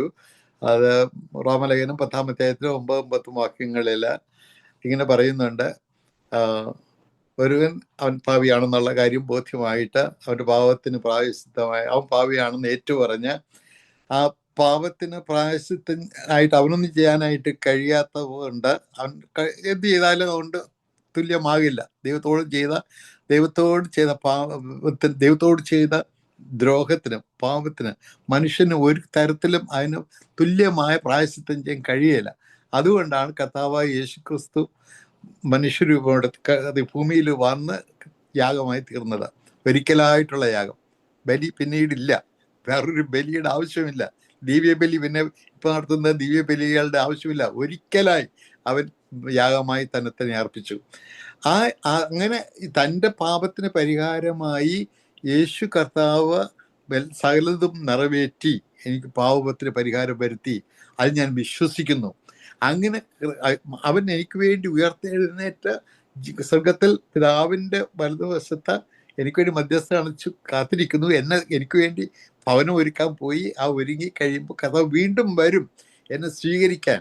അങ്ങനെ അതിനുവേണ്ടി ഒരുങ്ങി കാത്തി ഇരിക്കുന്ന ആ ഒരു അനുഭവം, അങ്ങനെ ഒരു അനുഭവത്തിൽ താങ്കൾ യേശുവിൻ്റെ സ്വന്തം രക്ഷിതാവും കർത്താവുമായിട്ട് ഹൃദയം കൊണ്ട്, പാരമ്പര്യമായിട്ടോ പറഞ്ഞു കേൾവിയിട്ടോ അല്ല, നിന്റെ ഹൃദയം കൊണ്ട് നിനക്ക് ബോധ്യമായി നിന്റെ പാപത്തെക്കുറിച്ച് അനുദപിച്ചത് യേശുവിൻ്റെ ആ രക്ഷണീയ അനുഭവം നീ ഏറ്റെടുത്തിട്ടുണ്ടോ? അങ്ങനെ ഏറ്റെടുത്തു, അങ്ങനെ രക്ഷിക്കപ്പെടുന്നു എന്നുള്ള റോമാലേഖനത്തിന് പ്രകാരം. അത് രണ്ടാമത്തത്, വിശ്വസിക്കുകയും സ്നാനം എടുക്കുകയും ചെയ്യുന്ന രക്ഷിക്കപ്പെടും. നീ വിശ്വസിച്ചോ? നീ സ്നാനം പറ്റോ? നീ വിശ്വസിച്ചോ? എങ്കിൽ എന്ത് വിശ്വസിച്ചു? യേശുവാണ് നിന്റെ രക്ഷകനെന്നും യേശുവാണ് നിന്റെ കർത്താവ് എന്നുമുള്ള ആ വിശ്വാസം ഹൃദയത്തിൽ കൊണ്ട് നീ വിശ്വസിച്ച് ഏറ്റെടുത്തെങ്കിൽ, നീ അത് വിശ്വസിച്ചു എങ്കിൽ നീ യേശു പറഞ്ഞതനുസരിച്ചേ പറ്റൂ. എന്താ? നീ വിശ്വസിച്ചത് പ്രാവർത്തികമാക്കണം, സ്നാനപ്പെടണം. നീ എൻ്റെ മരണ അടക്ക പുനരുത്ഥാനത്തിൽ നീ വിശ്വസിച്ച് അതാണ് നിന്റെ രക്ഷയ്ക്ക് മുഖാന്തരമായി എന്ന് നീ വിശ്വസിക്കുന്നുവെങ്കിൽ, നീ അതിനോട് താതാത്മ്യം പ്രാപിക്കാൻ നിന്റെ പാപത്തോട് മരിച്ച് നീ ആ ജഡത്തെ കൊണ്ട് വെള്ളത്തിൽ മുക്കി അതിന് അടക്കം ചെയ്ത് ഞാൻ ഉയർത്തെഴുന്നേറ്റ ആ പുനരുത്ഥാനത്തിൻ്റെ ആ വിശുദ്ധിയിൽ ജീവിക്കാൻ നീ തയ്യാറാകില്ലെങ്കിൽ, അത് നീ മനസ്സ് വയ്ക്കുന്നില്ലെങ്കിൽ നീ രക്ഷിക്കപ്പെട്ടില്ല. അതുകൊണ്ടാണ് നീ രക്ഷിക്കപ്പെട്ടോ എന്നൊരാളോട് ചോദിക്കുന്നത്. ഒരു കാര്യം കൂടി, കർത്താവായ യേശുക്രിസ്തുവിനെ രഹസ്യമായി രാത്രിയിൽ യൂതന്മാരെ ഭയപ്പെട്ട നിക്കോദോമസ് എന്ന അവരുടെ മതപണ്ഡിതൻ വന്ന് ചോദിക്കുക, നീ സ്വർഗത്തിൽ നിന്ന് വന്നവനാണെന്നുള്ള കാര്യം ഞങ്ങൾക്ക് അറിയാം, പക്ഷെ എങ്കിലും സ്വർഗത്തിൽ പോകാനുള്ള വഴി ചോദിക്കുക. കർത്താവ് പറഞ്ഞു, നിനക്ക് സ്വർഗരാജ്യത്തിൽ കടക്കാൻ പറ്റില്ല, കാരണം നീ വീണ്ടും ജനിച്ചിട്ടില്ല, നീ പാപത്തിലാ കഴിയുന്നത്. നീ വീണ്ടും ജനിക്കാതെ നിനക്ക് എങ്ങനെ നിത്യജീവനിലേക്ക് പ്രവേശിക്കാൻ സാധിക്കും? അതുകൊണ്ട് വെള്ളത്താലും പരിശുദ്ധാത്മാവിനാലും നീ ജനിക്കണം, വീണ്ടും ജനിക്കണം. വീണ്ടും ജനിക്കാതെ നിനക്ക് സ്വർഗത്തിൽ കടക്കാൻ കഴിയല, കാണാൻ പോലും കഴിയല എന്ന് കർത്താവ് പറയുമ്പോൾ, വീണ്ടും ജനനം പ്രാപിച്ചോ, നീ രക്ഷിക്കപ്പെട്ടോ എന്നുള്ളത് ചോദിക്കുന്നത് ഒരു സ്റ്റുപ്പിഡിറ്റിയുമല്ല. കർത്താവ് തന്നെ നിക്കോദോമസിനോട് ചോദിച്ചു, നീ കിടക്കുവോ, നീ രക്ഷിക്കപ്പെട്ടോ?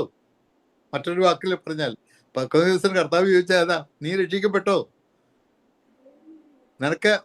നീ ദൈവപുത്രനിൽ വിശ്വസിക്കുന്നോ? വാസ്തവം വിശ്വസിക്കുന്നുവെങ്കിൽ ദെൻ പുത്രന്റെ പാത പിന്തുടരണം. പുത്രൻ പറയുന്ന അനുസരിക്കണം. അനുസരണം, വിശ്വാസത്തിന്റെ അനുസരണമാണ് അവിടെ പ്രധാനം. അതുകൊണ്ടാണ് നീ രക്ഷിക്കപ്പെട്ടോ എന്ന് ചോദിക്കുന്നത്. പാരമ്പര്യമായിട്ട് ജനിച്ചതുകൊണ്ട് ആരും രക്ഷിക്കപ്പെടുന്നില്ല. ഒരു സഭയിൽ ചേർന്നെന്ന് പറഞ്ഞാൽ ആരും രക്ഷിക്കപ്പെടുന്നില്ല. അതെ, ഞാനത് പറയാൻ വരുമായിരുന്നു. വളരെ വ്യക്തമാണ്. ആ ചോദ്യത്തിനുള്ള മറുപടി അവിടെ ക്ലിയർ ആയിട്ടുണ്ട്. പല പ്രിയപ്പെട്ടവരുടെയും കേൾവിക്കാരുടെയും നമ്മുടെയൊക്കെ ആ ഒരു അറിവനുസരിച്ച് നമ്മളൊരു ക്രൈസ്തവ കുടുംബത്തിൽ ജനിച്ച് വളർത്തപ്പെട്ടത് കൊണ്ടോ, അല്ലെങ്കിൽ നമ്മുടെ ആ ഒരു വിശ്വാസ പ്രമാണം അനുസരിച്ച് നമ്മൾ പള്ളിയിൽ പോകുന്നത് കൊണ്ടോ ഒരു വ്യക്തി ഒരിക്കലും ക്രിസ്ത്യാനിയാകുന്നില്ല. ഒരു ക്രിസ്ത്യാനിയാകണമെങ്കിൽ തീർച്ചയായിട്ടും ആ വിശ്വാസത്തിൽ പറഞ്ഞിരിക്കുന്നതായ ആ പ്രമാണങ്ങൾ നമ്മൾ അനുസരിക്കുമ്പോഴാണ്, അത് പ്രമാണിക്കുമ്പോഴാണ് ആ വ്യക്തി യഥാർത്ഥത്തിൽ ക്രിസ്ത്യാനിയാകുന്നത്. അത് ഏതൊരു മതം നമ്മളെടുത്ത് പരിശോധിച്ചെന്ന് പറഞ്ഞാലും അതിൽ അങ്ങനെയാണ് കാണാൻ കഴിയുന്നത്. അങ്ങനെയെങ്കിൽ നിക്കോദിമോസ് എന്ന് പറയുന്നതായ ആ പുരോഹിതൻ, അല്ലെ ആ മതപ്രമാണിയുടെ ഇതായ ഒരു കാഴ്ചപ്പാടനുസരിച്ച് അദ്ദേഹം നല്ല ഒരു വിശ്വാസിയായ ഒരു വ്യക്തിയായിരുന്നു. എന്നാൽ കർത്താവായ യേശുക്രിസ്തു വളരെ വ്യക്തമായിട്ട് നിക്കോദിമോസിനോട് പറയുന്നുണ്ട്, നീ വീണ്ടും ജനിച്ചില്ല എങ്കിൽ സ്വർഗരാജ്യത്തിൽ കടക്കയില്ല എന്ന് പറയുമ്പോൾ നിക്കോദിമോസിന് ഒത്തിരി സംശയങ്ങളുണ്ടായിരുന്നു. ഞാൻ ഇനിയും വീണ്ടും ജനിക്കുക എന്ന് പറഞ്ഞാൽ അമ്മയുടെ ഉദരത്തിൽ കയറി ഇനിയും വീണ്ടും ജനിക്കണമോ എന്നൊക്കെ ചോദിക്കുന്നു. ആ ഭാഗങ്ങൾ അവിടെ വളരെ വ്യക്തമായിട്ട് കർത്താവ് മറുപടി കൊടുക്കുന്നുണ്ട്. കർത്താവായ യേശു ക്രിസ്തുവിൻ്റെ മരണ അടക്ക പുനരുത്ഥാനത്തെ ഹൃദയം കൊണ്ട് വിശ്വസിച്ച് വായ് കൊണ്ട് രക്ഷയ്ക്കായി പരസ്യമായി ഏറ്റുപറഞ്ഞ് പിതാവിൻ്റെയും പുത്രൻ്റെയും പരിശുദ്ധാത്മാവിൻ്റെയും നാമത്തിൽ ജലത്തിൽ സ്നാനം കഴിച്ച് കർത്താവിൻ്റെ വചനപ്രകാരം വിശുദ്ധിയിലും വേർപാടിലും ജീവിച്ച് കർത്താവിൻ്റെ മടങ്ങിവരവിന് വേണ്ടി വാഗ്ദത്തത്തിന് പരിശുദ്ധാത്മാവിനെ പ്രാപിച്ച് വിശുദ്ധിയിൽ ജീവിക്കുന്ന ഒരു വ്യക്തിക്ക് മാത്രമേ യഥാർത്ഥ രക്ഷയുടെ അനുഭവിക്കുവാനും അല്ലെങ്കിൽ രക്ഷിക്കപ്പെടുക എന്നുള്ളതായ ആ ഒരു പദവിയിലേക്ക്, രക്ഷിക്കപ്പെടുക എന്ന് പറയുന്നതിന് 3 ത്രികാല അനുഭവങ്ങളാണല്ലോ. രക്ഷിക്കപ്പെട്ടോ, രക്ഷിക്കപ്പെട്ടുകൊണ്ടിരിക്കുന്നു, രക്ഷിക്കപ്പെടണം. അപ്പം ഈ 3 അനുഭവത്തിലേക്ക് ഒരു വ്യക്തി വരാത്തിടത്തോളം കാലം ആ രക്ഷ ആ വ്യക്തിയുടെ ജീവിതത്തിൽ പൂർണ്ണമാകുകയില്ല. ഒരു വ്യക്തി രക്ഷിക്കപ്പെട്ടുകൊണ്ടേയിരിക്കുന്നു, രക്ഷിക്കപ്പെടണം. നാം രക്ഷിക്കപ്പെട്ടവർ കർത്താവിൻ്റെ മടങ്ങിവരവെങ്കിൽ മാത്രമേ ആ രക്ഷയുടെ പൂർണ്ണത ആവുകയുള്ളൂ എന്നുള്ള കാര്യം കൂടി നാം മനസ്സിലാക്കേണ്ടതുണ്ട്. തീർച്ചയായിട്ടും അടുത്ത ചോദ്യത്തിലേക്ക് നമുക്ക് പോകാം. അടുത്ത ചോദ്യം വളരെ രസകരമായ ഒരു ചോദ്യമാണ്. അത് പ്രിയ മാർസലിൻ ജെ മൊറൈസ് അങ്കിളിനോട് തന്നെ ചോദിക്കുന്ന ഒരു ചോദ്യമാണ്. ചോദ്യം ഇതാണ്: ആളുകളെ കൊണ്ട് ഇനിയും അച്ഛൻ എന്ന് വിളിപ്പിക്കണോ എന്ന് പറഞ്ഞു കഴിഞ്ഞാൽ, ദീർഘകാലം കത്തോലിക്ക സഭയിലെ ഒരു പുരോഹിതനും ആത്മീയ ശുശ്രൂഷകൾ അവിടെ ചെയ്യുകയും ചെയ്ത, അല്ലെങ്കിൽ മാമോദിസ ശുശ്രൂഷകൾ, വിവാഹ ശുശ്രൂഷകൾ, ഫ്യൂണറൽ സർവീസുകൾ, അവിടുത്തെ എല്ലാ ശുശ്രൂഷകളും ചെയ്ത നല്ല ഒരു പൊസിഷനിൽ ഇരുന്ന ഒരു വ്യക്തി കർത്താവിനെ സ്വന്തം രക്ഷിതാവും കർത്താവുമായി സ്വീകരിച്ച് രക്ഷിക്കപ്പെട്ട് കഴിഞ്ഞ് അവിടെ നിന്ന് പുറത്തു വന്നു കഴിഞ്ഞിട്ട് ഇനിയും ആളുകളെ കൊണ്ട് അച്ഛൻ എന്ന് വിളിപ്പിക്കണോ എന്നുള്ള ചോദ്യം, അത് വളരെ പ്രസക്തമായ ഒരു ചോദ്യമാണ്. എന്താണ് ആ ചോദ്യത്തിനുള്ള ഒരു മറുപടി ഒന്ന് പറയാമോ? അതെ, ഞാൻ മാർസലിൻ എന്ന് പറയുമ്പോൾ ആള് മാർസലിൻ. ആരാ? മാർസലിൻ മൊറൈസ്. മാർസലിൻ മൊറൈസ് അതാരാ? അവർക്ക് അങ്ങനെ അറിയില്ല. എന്നാൽ അവരൊരു ഫാദർ മാർസലിൻ മൊറൈസിനെ അറിയും. ഒരച്ഛനായിരുന്നു. അപ്പോൾ മാർസലിൻ മൊറൈസ് അച്ഛൻ എന്ന് പറഞ്ഞാൽ പെട്ടെന്ന് ആളുകൾക്ക് മനസ്സിലാകാൻ വേണ്ടി പറയുന്ന പിന്നെ അവരിപ്പോൾ ഡോക്ടർമാര്, മെഡിക്കൽ ഡോക്ടേഴ്സ് എന്നിരിക്കട്ടെ, അവര് പിന്നെ പഠിച്ചു, അവരെ നമ്മൾ ഡോക്ടർ എന്ന് വിളിക്കുന്നു. അവര് പിന്നെ വയസ്സായി റിട്ടയർ ചെയ്തു, ഇനി പ്രാക്ടീസ് ചെയ്യുന്നില്ല, അല്ലെങ്കിൽ ഇങ്ങനെ ഹോസ്പിറ്റലിൽ പോയി ഡോക്ടർ എന്നുള്ള, പക്ഷെ അവര് പിന്നെയും ഡോക്ടർ നമ്മൾ വിളിക്കുന്നു. കോളേജിലെ പ്രൊഫസേഴ്സ് അവർ പഠിപ്പിച്ച് കഴിഞ്ഞ് റിട്ടയർ ചെയ്ത് കഴിഞ്ഞാലും അവരെ പിന്നെയും പ്രൊഫസേഴ്സ് എന്ന് വിളിക്കും. അവർ പ്രൊഫസേഴ്സ് അല്ല. അപ്പോൾ ആ ടൈറ്റിൽ പണ്ടുണ്ടായിരുന്ന ആ ടൈറ്റിൽ വെച്ചല്ലാതെ അവരെക്കുറിച്ച് പറഞ്ഞ ആൾക്ക് ബോധ്യമാകില്ല, മനസ്സിലാകില്ല, പെട്ടെന്ന് ഓർക്കാൻ വേണ്ടി പറയുന്നു. പിന്നെ ഒരു ചോദ്യം അവിടെ, തിയോളജിക്കലായിട്ടുള്ള ഒരു ക്വസ്റ്റ്യൻ. കർത്താവ് പറഞ്ഞു, നിങ്ങൾ ആരെയും ഈ ലോകത്തിൽ ആരെയും പിതാവേ എന്ന് വിളിക്കരുത്. നിങ്ങൾക്കൊരു പിതാവേ ഉള്ളൂ, സ്വർഗസ്ഥനായ നിങ്ങളുടെ പിതാവ്. ആരെയും നിങ്ങൾ ഗുരു എന്ന് വിളിക്കരുത്. നിങ്ങൾക്ക് ഒരു ഗുരുവേ ഉള്ളൂ, ക്രിസ്തു, കർത്താവായ യേശു ക്രിസ്തു. അങ്ങനെ പറഞ്ഞ് പഠിപ്പിച്ചത് കൊണ്ട് നമ്മളിപ്പോൾ ആരെയും സ്കൂളിലെ ടീച്ചേഴ്സിനെ, നമ്മുടെ സാറന്മാർ നമ്മൾ ഗുരു എന്നുള്ള നിലയിൽ അഭിസംബോധന ചെയ്യുന്നില്ലേ? സാറേ എന്ന് വിളിക്കുന്നില്ലേ? ടീച്ചറെ എന്ന് വിളിക്കുന്നില്ലേ? അല്ല, നമ്മുടെ സ്വന്തം അപ്പനെ നമ്മൾ എന്താ വിളിക്കുന്നേ? അപ്പൊ കർത്താവ് പറഞ്ഞത് ആബാ, സ്വർഗത്തിലെ പിതാവിന് ആബാ. അപ്പൊ ആ വാക്ക് തന്നെയാണ് പരിണമിച്ച് പാപ്പ, പപ്പ, പാപ്പ, അപ്പ, അപ്പച്ച, ഇതെല്ലാം ഇങ്ങനെ വന്നത് ഒറ്റ വാക്ക. ഇവിടെ എല്ലാം നമ്മൾ ഉപയോഗിക്കുന്ന ആ വാക്ക് തന്നെയാണ് ഇപ്പൊ പിതാവേ എന്നുള്ളത്. അപ്പൊ അതിന്റെ പരിഭാഷ ഇങ്ങനെ വരുമ്പോഴത്തേക്കും പിതാവ് എന്നുള്ളത് വന്നു. ഇപ്പൊ പിതാവ് എന്ന് പറഞ്ഞാൽ ഫാദർ എന്ന് പറഞ്ഞാൽ ജന്മം കൊടുത്തവൻ എന്നുള്ള അർത്ഥത്തില്. പക്ഷെ ശരിക്കും പറഞ്ഞാൽ പള്ളിയിലെ അച്ഛന്മാര് ആ ഫാദറിന്റെ മലയാളത്തിൽ നമ്മൾ എഴുതുന്നത്, ഇവിടുത്തെ ചോദ്യം അച്ഛൻ എന്തിനാ, മാർസലിൻ അച്ഛൻ എന്താ പിന്നെ ആളുകൾ വിളിപ്പിക്കുന്നു. അവിടെ അച്ഛൻ എന്നുള്ള ഇച്ഛ, ആ ചായയുടെ അടുത്തൊരു രാവൂടെ ഇട്ടുള്ള ഇച്ഛ അല്ല പള്ളിയിലെ അച്ഛൻ എഴുതുന്നത്. ഇച്ഛ, ആരോ പറഞ്ഞ പോലെ ഈച്ചയ്ക്ക് എഴുതുന്ന ഇച്ഛയാണ് നമ്മൾ ഇവിടെ എഴുതുന്നത്. അച്ഛൻ, ഫാദർ എന്നുള്ള, പിതാവ് എന്നുള്ളതിന്റെ ഇച്ഛ അല്ല. അത് തന്നെ ഒരു കാര്യം. അത് പോകട്ടെ. അത് മാത്രമല്ല, ഇംഗ്ലീഷിൽ വരുമ്പോൾ ഫാദർ തന്നെയാണ്, ഫാദർ. അപ്പോൾ പൗലോസ് അപ്പോസ്തലൻ പറഞ്ഞു, നിങ്ങൾക്ക് അനേക ടീച്ചേഴ്സ് ഉണ്ടായിരുന്നു, പക്ഷെ നിങ്ങൾ പിതാവായിട്ട് ഞാനേ ഉള്ളൂ നിങ്ങൾക്ക്. കാരണം ഞാനാണ് നിങ്ങളെ രക്ഷയിലേക്ക് ജനിപ്പിച്ചത്. അതുകൊണ്ട് അങ്ങനെ ആ അർത്ഥത്തിൽ, അല്ലാതെ സ്വർഗത്തിലെ പിതാവിന് കൊടുക്കുന്ന ടൈറ്റിൽ അല്ല ഈ ഭൂമിയിൽ നമ്മൾ ആർക്കും കൊടുക്കേണ്ടത്. അങ്ങനെ കൊടുക്കരുത് എന്നാണ്. ഇവിടെ ഇപ്പൊ പിതാക്കന്മാരെന്നൊക്കെ പറയുമ്പോൾ പറഞ്ഞ് മെത്രാന്മാരെയും മറ്റും പിന്നെ പിതാവേ എന്ന് വിളിച്ച് പോയി കൈ ചുംബിക്കുന്നു, മോതിരം ചുംബിക്കുന്നു, ഇങ്ങനെയൊക്കെയുള്ള ആ കോണ്ടെക്സ്റ്റിൽ വരുമ്പോഴത്തേക്കും കർത്താവ് പറഞ്ഞു, പിന്നെ കർത്താവിന്റെ പറഞ്ഞ കോണ്ടെക്സ്റ്റോടെ നമ്മൾ നോക്കണം. നിങ്ങൾ വലിയ ശാസ്ത്രിമാരാണെന്ന് പറഞ്ഞിട്ട് തെരുവീതികളിൽ നിന്നുകൊണ്ട് റബായി എന്ന് വിളിക്കുന്നതിന് വേണ്ടി, പിന്നെ ഗുരു എന്ന് വിളിക്കുന്നതിന് വേണ്ടി നിങ്ങൾ അങ്ങനെയൊന്നും ആകരുത്. നിങ്ങൾക്ക് ഒരു ഗുരുവേ ഉള്ളൂ, അത് ക്രിസ്തുവാണ്.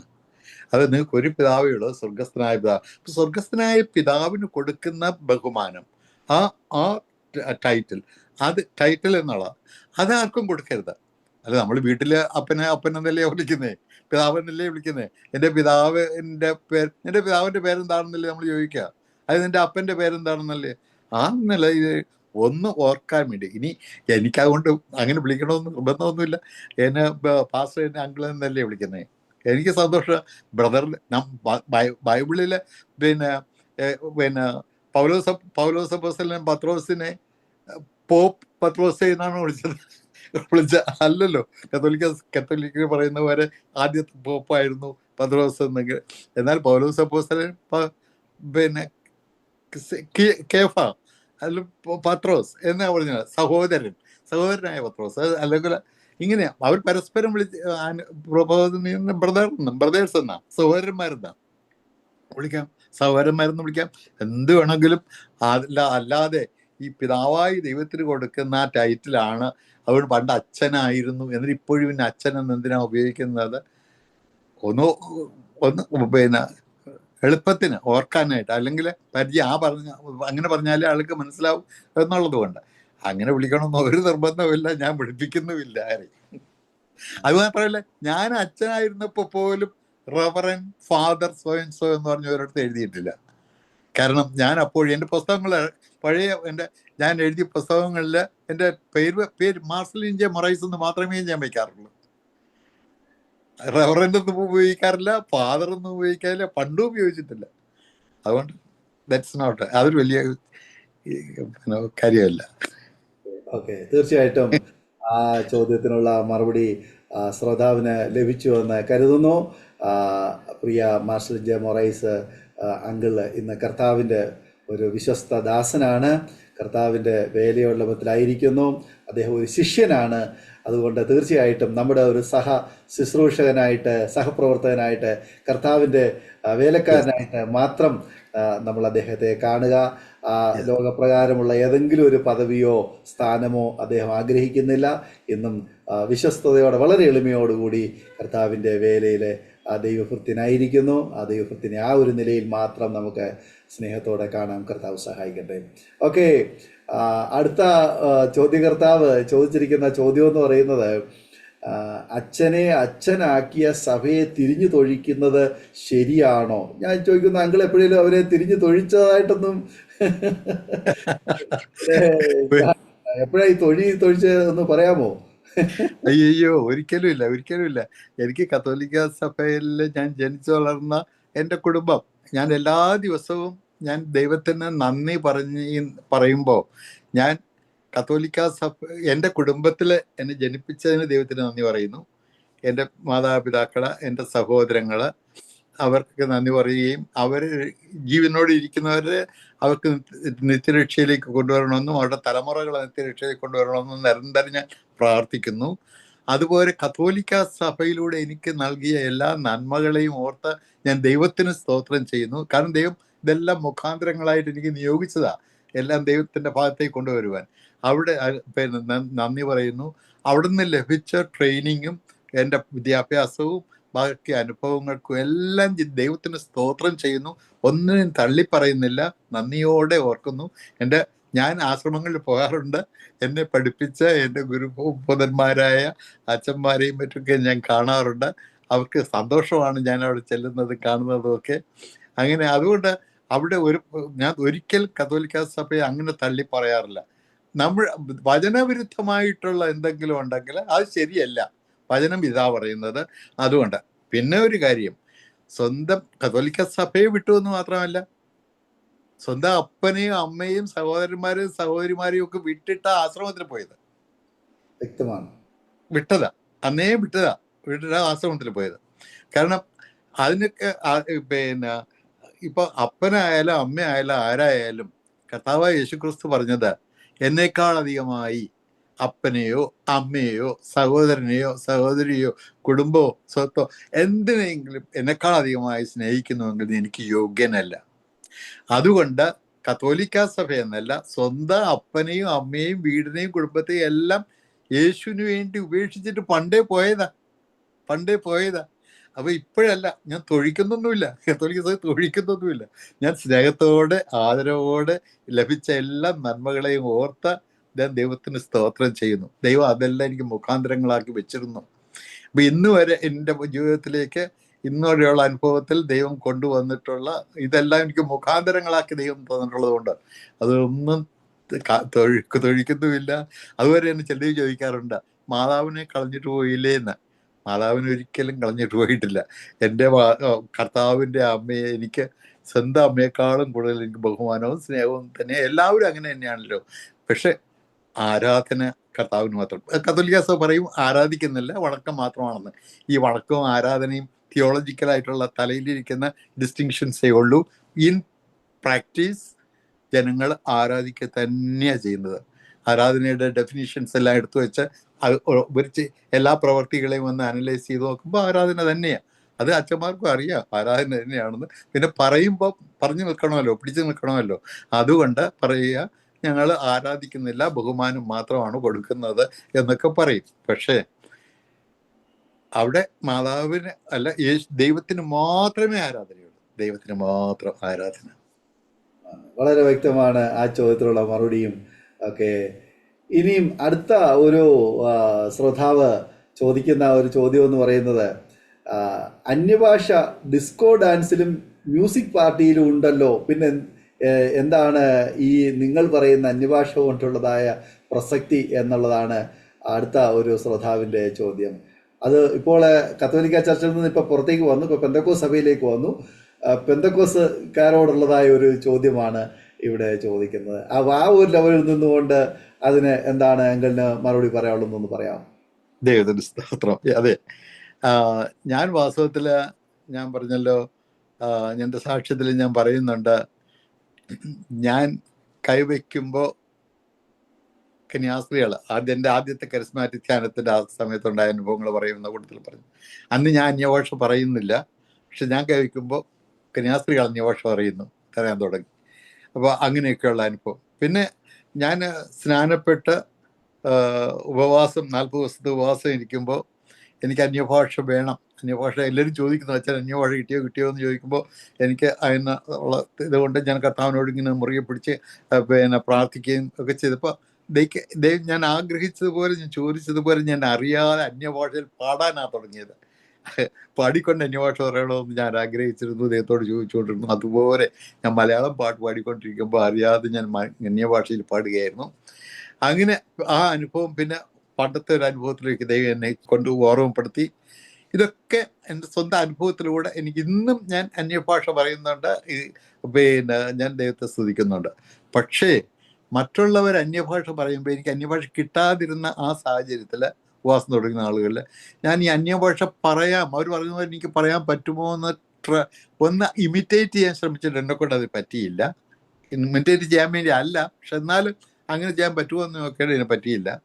പക്ഷെ ഇന്ന് മിമിക്രിക്കാർ ചെയ്യുന്നുണ്ട്, മിമിക്രിക്കാർ അന്യഭാഷ പറയുന്നുണ്ട്. പിന്നെ അവർ ഇങ്ങനെ മിമിക് ചെയ്യുക, അത് അനുകരിക്കുക. അതുപോലെ തന്നെ ഒരു ഹിന്ദു വിശ്വാസത്തിലുള്ള ഒരു പെൺകുട്ടി, ഒരു വീട്ടിൽ വേലയ്ക്ക് നിന്ന് ആ പെൺകുട്ടി അന്യഭാഷ പറയുന്നത് ഞാൻ കേട്ടു. അതായത് ആ വീട്ടിൽ വെച്ച് നടന്ന ഒരു വിടുതൽ ശുശ്രൂഷയുടെ ഇടയ്ക്ക് ദൈവദാസന്മാര് അന്യഭാഷ പറയുമ്പോൾ ആ പെൺകുട്ടി, അവളുടെ ഭൂതം ഉണ്ടായിരുന്നത്, അവളിൽ നിന്ന് ഭൂതത്തെ പുറത്താക്കാനുള്ള ശുശ്രൂഷയ്ക്കുള്ള ഇടയിൽ ഈ ദേവദാസന്മാർ പറയുന്ന അന്യഭാഷ അവളും അന്യഭാഷ പറയുന്നത് ഞാനവിടെ സാക്ഷിയാ, ഞാൻ അത് കേട്ടു. അപ്പോൾ ഷാജിന് അന്യഭാഷ പറയാം, ആർക്ക് വേണമെങ്കിലും അന്യഭാഷ പറയാം, മ്യൂസിക് പാർട്ടിയിൽ പോകുന്നവർക്കും അന്യഭാഷ പറയാം. പലയിടത്തും പെന്തിക്കോസ്തിൽ മാത്രമല്ല മറ്റു പലയിടത്തും അന്യഭാഷകൾ പറയുന്നുണ്ട്. പക്ഷെ ദൈവത്തിൽ നിന്നുള്ളതാണോ ആ അന്യഭാഷ എന്നുള്ളത് തിരിച്ചറിയണമെങ്കിൽ കർത്താവ് പറഞ്ഞു, ഫലത്തിൻ്റെ വൃക്ഷത്തിൽ നിന്ന് വേണം ആ വൃക്ഷം ഏതാണെന്ന് തിരിച്ചറിയേണ്ടതെന്ന്. അതുകൊണ്ട് മ്യൂസിക്കൽ പാർട്ടിയിലും പിന്നെ ഡിസ്കോ ഡാൻസിലും ഒക്കെ അന്യഭാഷ പറയാൻ പറ്റും. പക്ഷെ അതെല്ലാം പരിശുദ്ധാത്മാവിൽ നിന്നുള്ള അന്യഭാഷയാണോ എന്ന് നമ്മൾ തിരിച്ചറിയുന്നത് ഫലത്തിലൂടെ. വളരെ വ്യക്തമാണ്. അന്യഭാഷ എന്ന് പറയുന്നത് മനുഷ്യൻ ദൈവത്തോട് സംസാരിക്കുന്ന ഭാഷയാണ്. അത് ദൈവത്തിൻ്റെ ഭാഷയാണ്. അത് ദൈവത്തിൻ്റെ ആത്മാവ്, പരിശുദ്ധാത്മാവ് ഒരു വ്യക്തിയിൽ വസിക്കുമ്പോൾ ആ പരിശുദ്ധാത്മാവ് ദൈവത്തോട് സംസാരിക്കുന്ന ഭാഷയാണ്. അത് മനുഷ്യർക്ക് മനസ്സിലാകുന്ന ഭാഷയല്ല, അത് ദൈവത്തോട് സംസാരിക്കുന്ന, മനുഷ്യനിൽ വസിക്കുന്ന ദൈവത്തിൻ്റെ ആത്മാവിൻ്റെ ഭാഷയാണല്ലോ. അതുകൊണ്ട് തന്നെ തീർച്ചയായിട്ടും അത് മനുഷ്യൻ തെറ്റായ സന്ദർഭങ്ങളിൽ തെറ്റായ രീതിയിൽ അത് ഉപയോഗിക്കുന്നത് വളരെ അപകടമാണ്. മറ്റേത് കാര്യവും ദൈവം ക്ഷമിക്കും, എന്നാൽ പരിശുദ്ധാത്മാവിന് എതിരെ അല്ലെങ്കിൽ പരിശുദ്ധാത്മാവിന് നേരെ എതിരായി സംസാരിക്കുന്ന കാര്യങ്ങൾ ദൈവം ക്ഷമിക്കുകയില്ല. ഈ തരുണത്തിൽ കാര്യം കൂടി പരസ്യമായിട്ട് ഈ പ്ലാറ്റ്ഫോമിൽ ഞങ്ങൾ പറയുവാൻ ആഗ്രഹിക്കുന്നു. ആരെങ്കിലും പരിശുദ്ധാത്മാവിനെതിരെ സംസാരിക്കുകയോ അനാവശ്യമായി അന്യഭാഷ നിങ്ങൾ ഉപയോഗിക്കുകയോ ചെയ്താൽ അത് ഗുരുതരമായ അപകടം നമുക്ക് തന്നെ നമ്മൾ വലിച്ചു വയ്ക്കുന്ന കാര്യമായിരിക്കും. അതുകൊണ്ട് കാര്യങ്ങൾ വളരെ ശ്രദ്ധയോടെ കൈകാര്യം ചെയ്യണമെന്ന് കൂടി ഈ തരുണത്തിൽ ഓർപ്പിക്കുന്നു. ദൈവം നിങ്ങളെ സഹായിക്കട്ടെ. ഓക്കെ അങ്കിളെ, നമ്മൾ പല ചോദ്യങ്ങളും ഇവിടെ ചോദിക്കുവാനിടയായി തീർന്നു. ഇനിയും വളരെ പ്രസക്തമായ വ്യക്തിപരമായ ഒരു ചോദ്യമാണ് അടുത്ത ശ്രോതാവിനുള്ളത്. അത് അങ്കിളിനോട് ചോദിക്കുന്നതാണ്. പ്രത്യേകിച്ച് അങ്കിളിനോടൊന്ന് മാത്രമല്ല, ഇന്ന് കർത്താവിൻ്റെ വേലയിലായിരിക്കുന്ന പല പ്രിയപ്പെട്ടവരും ഈ ഒരു ചോദ്യത്തിന് മറുപടി പറയുവാൻ ബാധ്യസ്ഥരാണ്. അവർക്ക് എല്ലാവർക്കും പ്രതിനിധീകരിച്ച് അങ്കിൾ അതിനുള്ള ചോദ്യത്തിന് മറുപടി പറയുക. അതായത് ഒരുപാട് അച്ഛന്മാർ അവർ ആയിരുന്ന പൗരോഹിത്യത്തിൽ നിന്ന്, പട്ടത്ത സഭകളിൽ നിന്ന് അവരത് ഉപേക്ഷിച്ചിട്ട് പെന്തക്കോസ്ത് സഭയിലേക്ക് വരികയും, എന്നാൽ പെന്തക്കോസ്ത് സഭയിൽ അവർക്ക് ഒരു തുടർ ശുശ്രൂഷകനായി തുടരണമെങ്കിൽ അവർ വിവാഹിതര് ആയിരിക്കണമെന്നുള്ള ഒരു നിബന്ധന ഉള്ളതുകൊണ്ട് അവരിൽ പലരും വിവാഹിതര് ആകുന്നതായിട്ട് കണ്ടിട്ടുണ്ട്. അതുകൊണ്ട് പൊതുവെ സമൂഹത്തിനൊരു ചിന്ത അല്ലെങ്കിൽ ഒരു ചോദ്യമുള്ളത് ഇതാണ്: വിവാഹം കഴിക്കാൻ വേണ്ടിയിട്ടാണോ ഈ സഭയിൽ നിന്ന് പുറത്തു ചാടുന്നത്, അല്ലെങ്കിൽ കത്തോലിക്ക സഭയിൽ നിന്ന് അല്ലെങ്കിൽ പട്ടത്ത സഭയിൽ നിന്ന് പുറത്തു ചാടുന്നത് എന്ന് ഒരു ചോദ്യമുണ്ട്. എന്താണ് ആ ചോദ്യത്തിനുള്ളതായ ഒരു മറുപടി? വിവാഹം കഴിക്കാൻ വേണ്ടിയിട്ടാണോ അങ്കിള് കത്തോലിക്ക സഭയിൽ നിന്ന് പുറത്തു ചാടിയത്?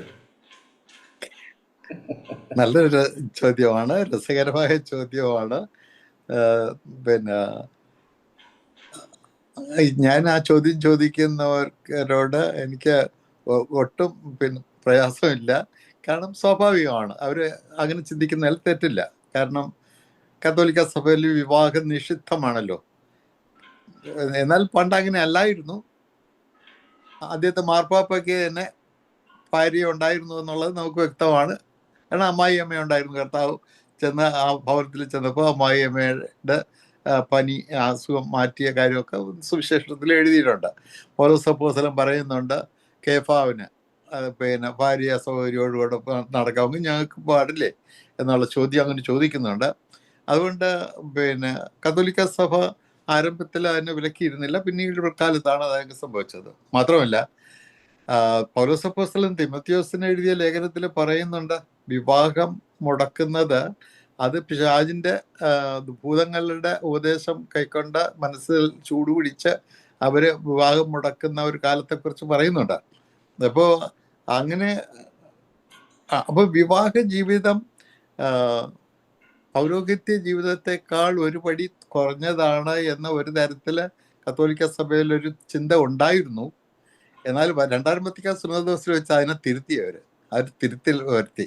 കാരണം വിവാഹം പൗരോഹിത്യത്തെക്കാൾ താണെന്നുള്ള ആ ചിന്തയിൽ നിന്നുള്ള ഒരു വ്യത്യാസം കാരണം അവിടെ വിശുദ്ധിയോടെ അവര് കത്തോലിക്ക വിവാഹ ജീവിതത്തിൽ അതിൻ്റെ ഉത്തരവാദിത്വ ബോധത്തോടെ ശുശ്രൂഷ ചെയ്യുന്നവര് പുരോഹിതന്മാരോട് പൗരോഹിത്യത്തിന്റെ ശുശ്രൂഷ ചെയ്യുന്നത് പോലെ തന്നെ പ്രാധാന്യമുള്ളതാണെന്നുള്ള നിലയിൽ വത്തിക്കാൻ കൗൺസിൽ അതിനെ നിർവചിച്ചു വെച്ചിട്ടുണ്ട്. അപ്പൊ എൻ്റെ ചോദിച്ചുള്ള ചോദ്യത്തിന് പേഴ്സണലായിട്ടുള്ള മറുപടി, ഞാൻ വിവാഹ ജീവിതം മോശമാണെന്ന് വിചാരിച്ചിട്ടോ അല്ലെങ്കിൽ അതിനേക്കാൾ ശ്രേഷ്ഠമാണ് സന്യാസവും പൗരോഹിത്യവും എന്നുള്ളതുകൊണ്ട് എനിക്ക് വിശുദ്ധനാകണമായിരുന്നു. അതാണല്ലോ എൻ്റെ ചിന്ത. വിശുദ്ധനാകാനായിട്ട് ഞാൻ വിചാരിച്ച അന്ന് വൈദികർക്ക് വിശുദ്ധരാകാൻ പറ്റും. വൈദികരാണ് വിശുദ്ധന്മാരെന്ന് വിചാരിച്ചു. അതുകൊണ്ട് വിശുദ്ധനാകാൻ പൗരോഹിത്യത്തിൽ പോകണം. ഇപ്പം പൗരോഹിത്യത്തിലേക്ക് ആ നിലയിൽ അത് എന്നെ നേർച്ച നേർന്ന് അയച്ചതല്ല, നിർബന്ധിച്ച് അയച്ചതല്ല, ഞാൻ നിർബന്ധിച്ച് പോയതാ. അതും 18 വയസ്സ് കഴിഞ്ഞിട്ടാണ് ഞാൻ ഇതിലേക്ക് പോകുന്നത്. അതിന് മുമ്പേ ആഗ്രഹം പ്രകടിപ്പിച്ച് ഇന്റർവ്യൂവിനൊക്കെ പോയിട്ടുണ്ടെങ്കിലും പക്ഷെ പിന്നീട് 18 വയസ്സ് കഴിഞ്ഞതിന് ശേഷമാണ് പോയത്. അപ്പോൾ അറിഞ്ഞുകൊണ്ട് തന്നെയാണ്. ഒരു വിവാഹ ജീവിതം മോശമാണെന്ന് വിചാരിച്ചിട്ടല്ല, പക്ഷെ അതിന് കർത്താവിനെ സേവിക്കണം, കർത്താവിന് വേണ്ടി ജീവിക്കണം മുഴുവൻ സമയവും, എന്നിട്ട് സ്വർഗരാജ്യത്തിൽ വിശുദ്ധനായി പോകണം എന്നുള്ളതാണ്. പക്ഷേ രക്ഷയുടെ അനുഭവത്തിലേക്ക് വന്നപ്പോൾ ഞാൻ എൻ്റെ സാക്ഷ്യത്തിൽ പറയുന്നുണ്ടല്ലോ, ഇതൊന്നും കണ്ടിട്ടല്ല ഞാൻ എൻ്റെ ചോദ്യങ്ങൾക്കുള്ള മറുപടിയായിട്ട് ദൈവം എന്നോട് ഇടപെട്ടത്, സാക്ഷ്യത്തിലൂടെ ഇടപെട്ടത് കൊണ്ട് കർത്താവിനോട് ചോദിച്ചു, ഇറങ്ങാൻ പറഞ്ഞു. ഞാൻ ഇറങ്ങിയിട്ട് ഞാൻ കർത്താവിനോട് ചോദിച്ച ചോദ്യം എന്താ, ഞാൻ എവിടെ പോയി അന്തി ഉറങ്ങും, എന്തെടുത്ത് ഭക്ഷിക്കും? കാരണം എനിക്ക് കുടുംബജീവിതത്തെക്കുറിച്ച് ചിന്തയുണ്ടെങ്കിൽ ആ ചോദ്യത്തിന് പ്രസക്തിയില്ല. ഒന്ന്. രണ്ടാമത്, 46-ാമത്തെ വയസ്സിലാണ് ഞാൻ ഇറങ്ങി തിരിച്ചത്. അപ്പോൾ തന്നെ വിവാഹം കഴിക്കാനുള്ള പ്രായം കഴിഞ്ഞു ഏകദേശം ആണുങ്ങൾക്ക്. അപ്പോൾ പിന്നെ ഞാൻ 2 വർഷത്തോളം വിവാഹം കഴിക്കാതെ നിന്നു. എന്തിനാ? എനിക്ക് പെൺകുട്ടികളെ കിട്ടാഞ്ഞിട്ടാണോ? അല്ലെങ്കിൽ ദേവദാസന്മാർ, ഞാൻ ബൈബിൾ കോളേജുകളിൽ പഠിപ്പിക്കാൻ തുടങ്ങിയ ആരംഭം മുതൽ.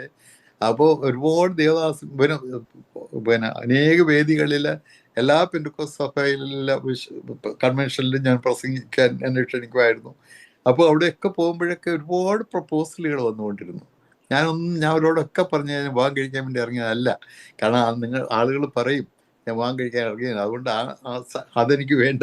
അങ്ങനെയുള്ളൊരു ചീത്തപ്പേര്, ബട്ടർകോമൽ ചീത്തപ്പേര്, പിന്നെ അതിനു വേണ്ടി ഇറങ്ങിയെന്ന് പറഞ്ഞാൽ അതെനിക്ക് വേണ്ട.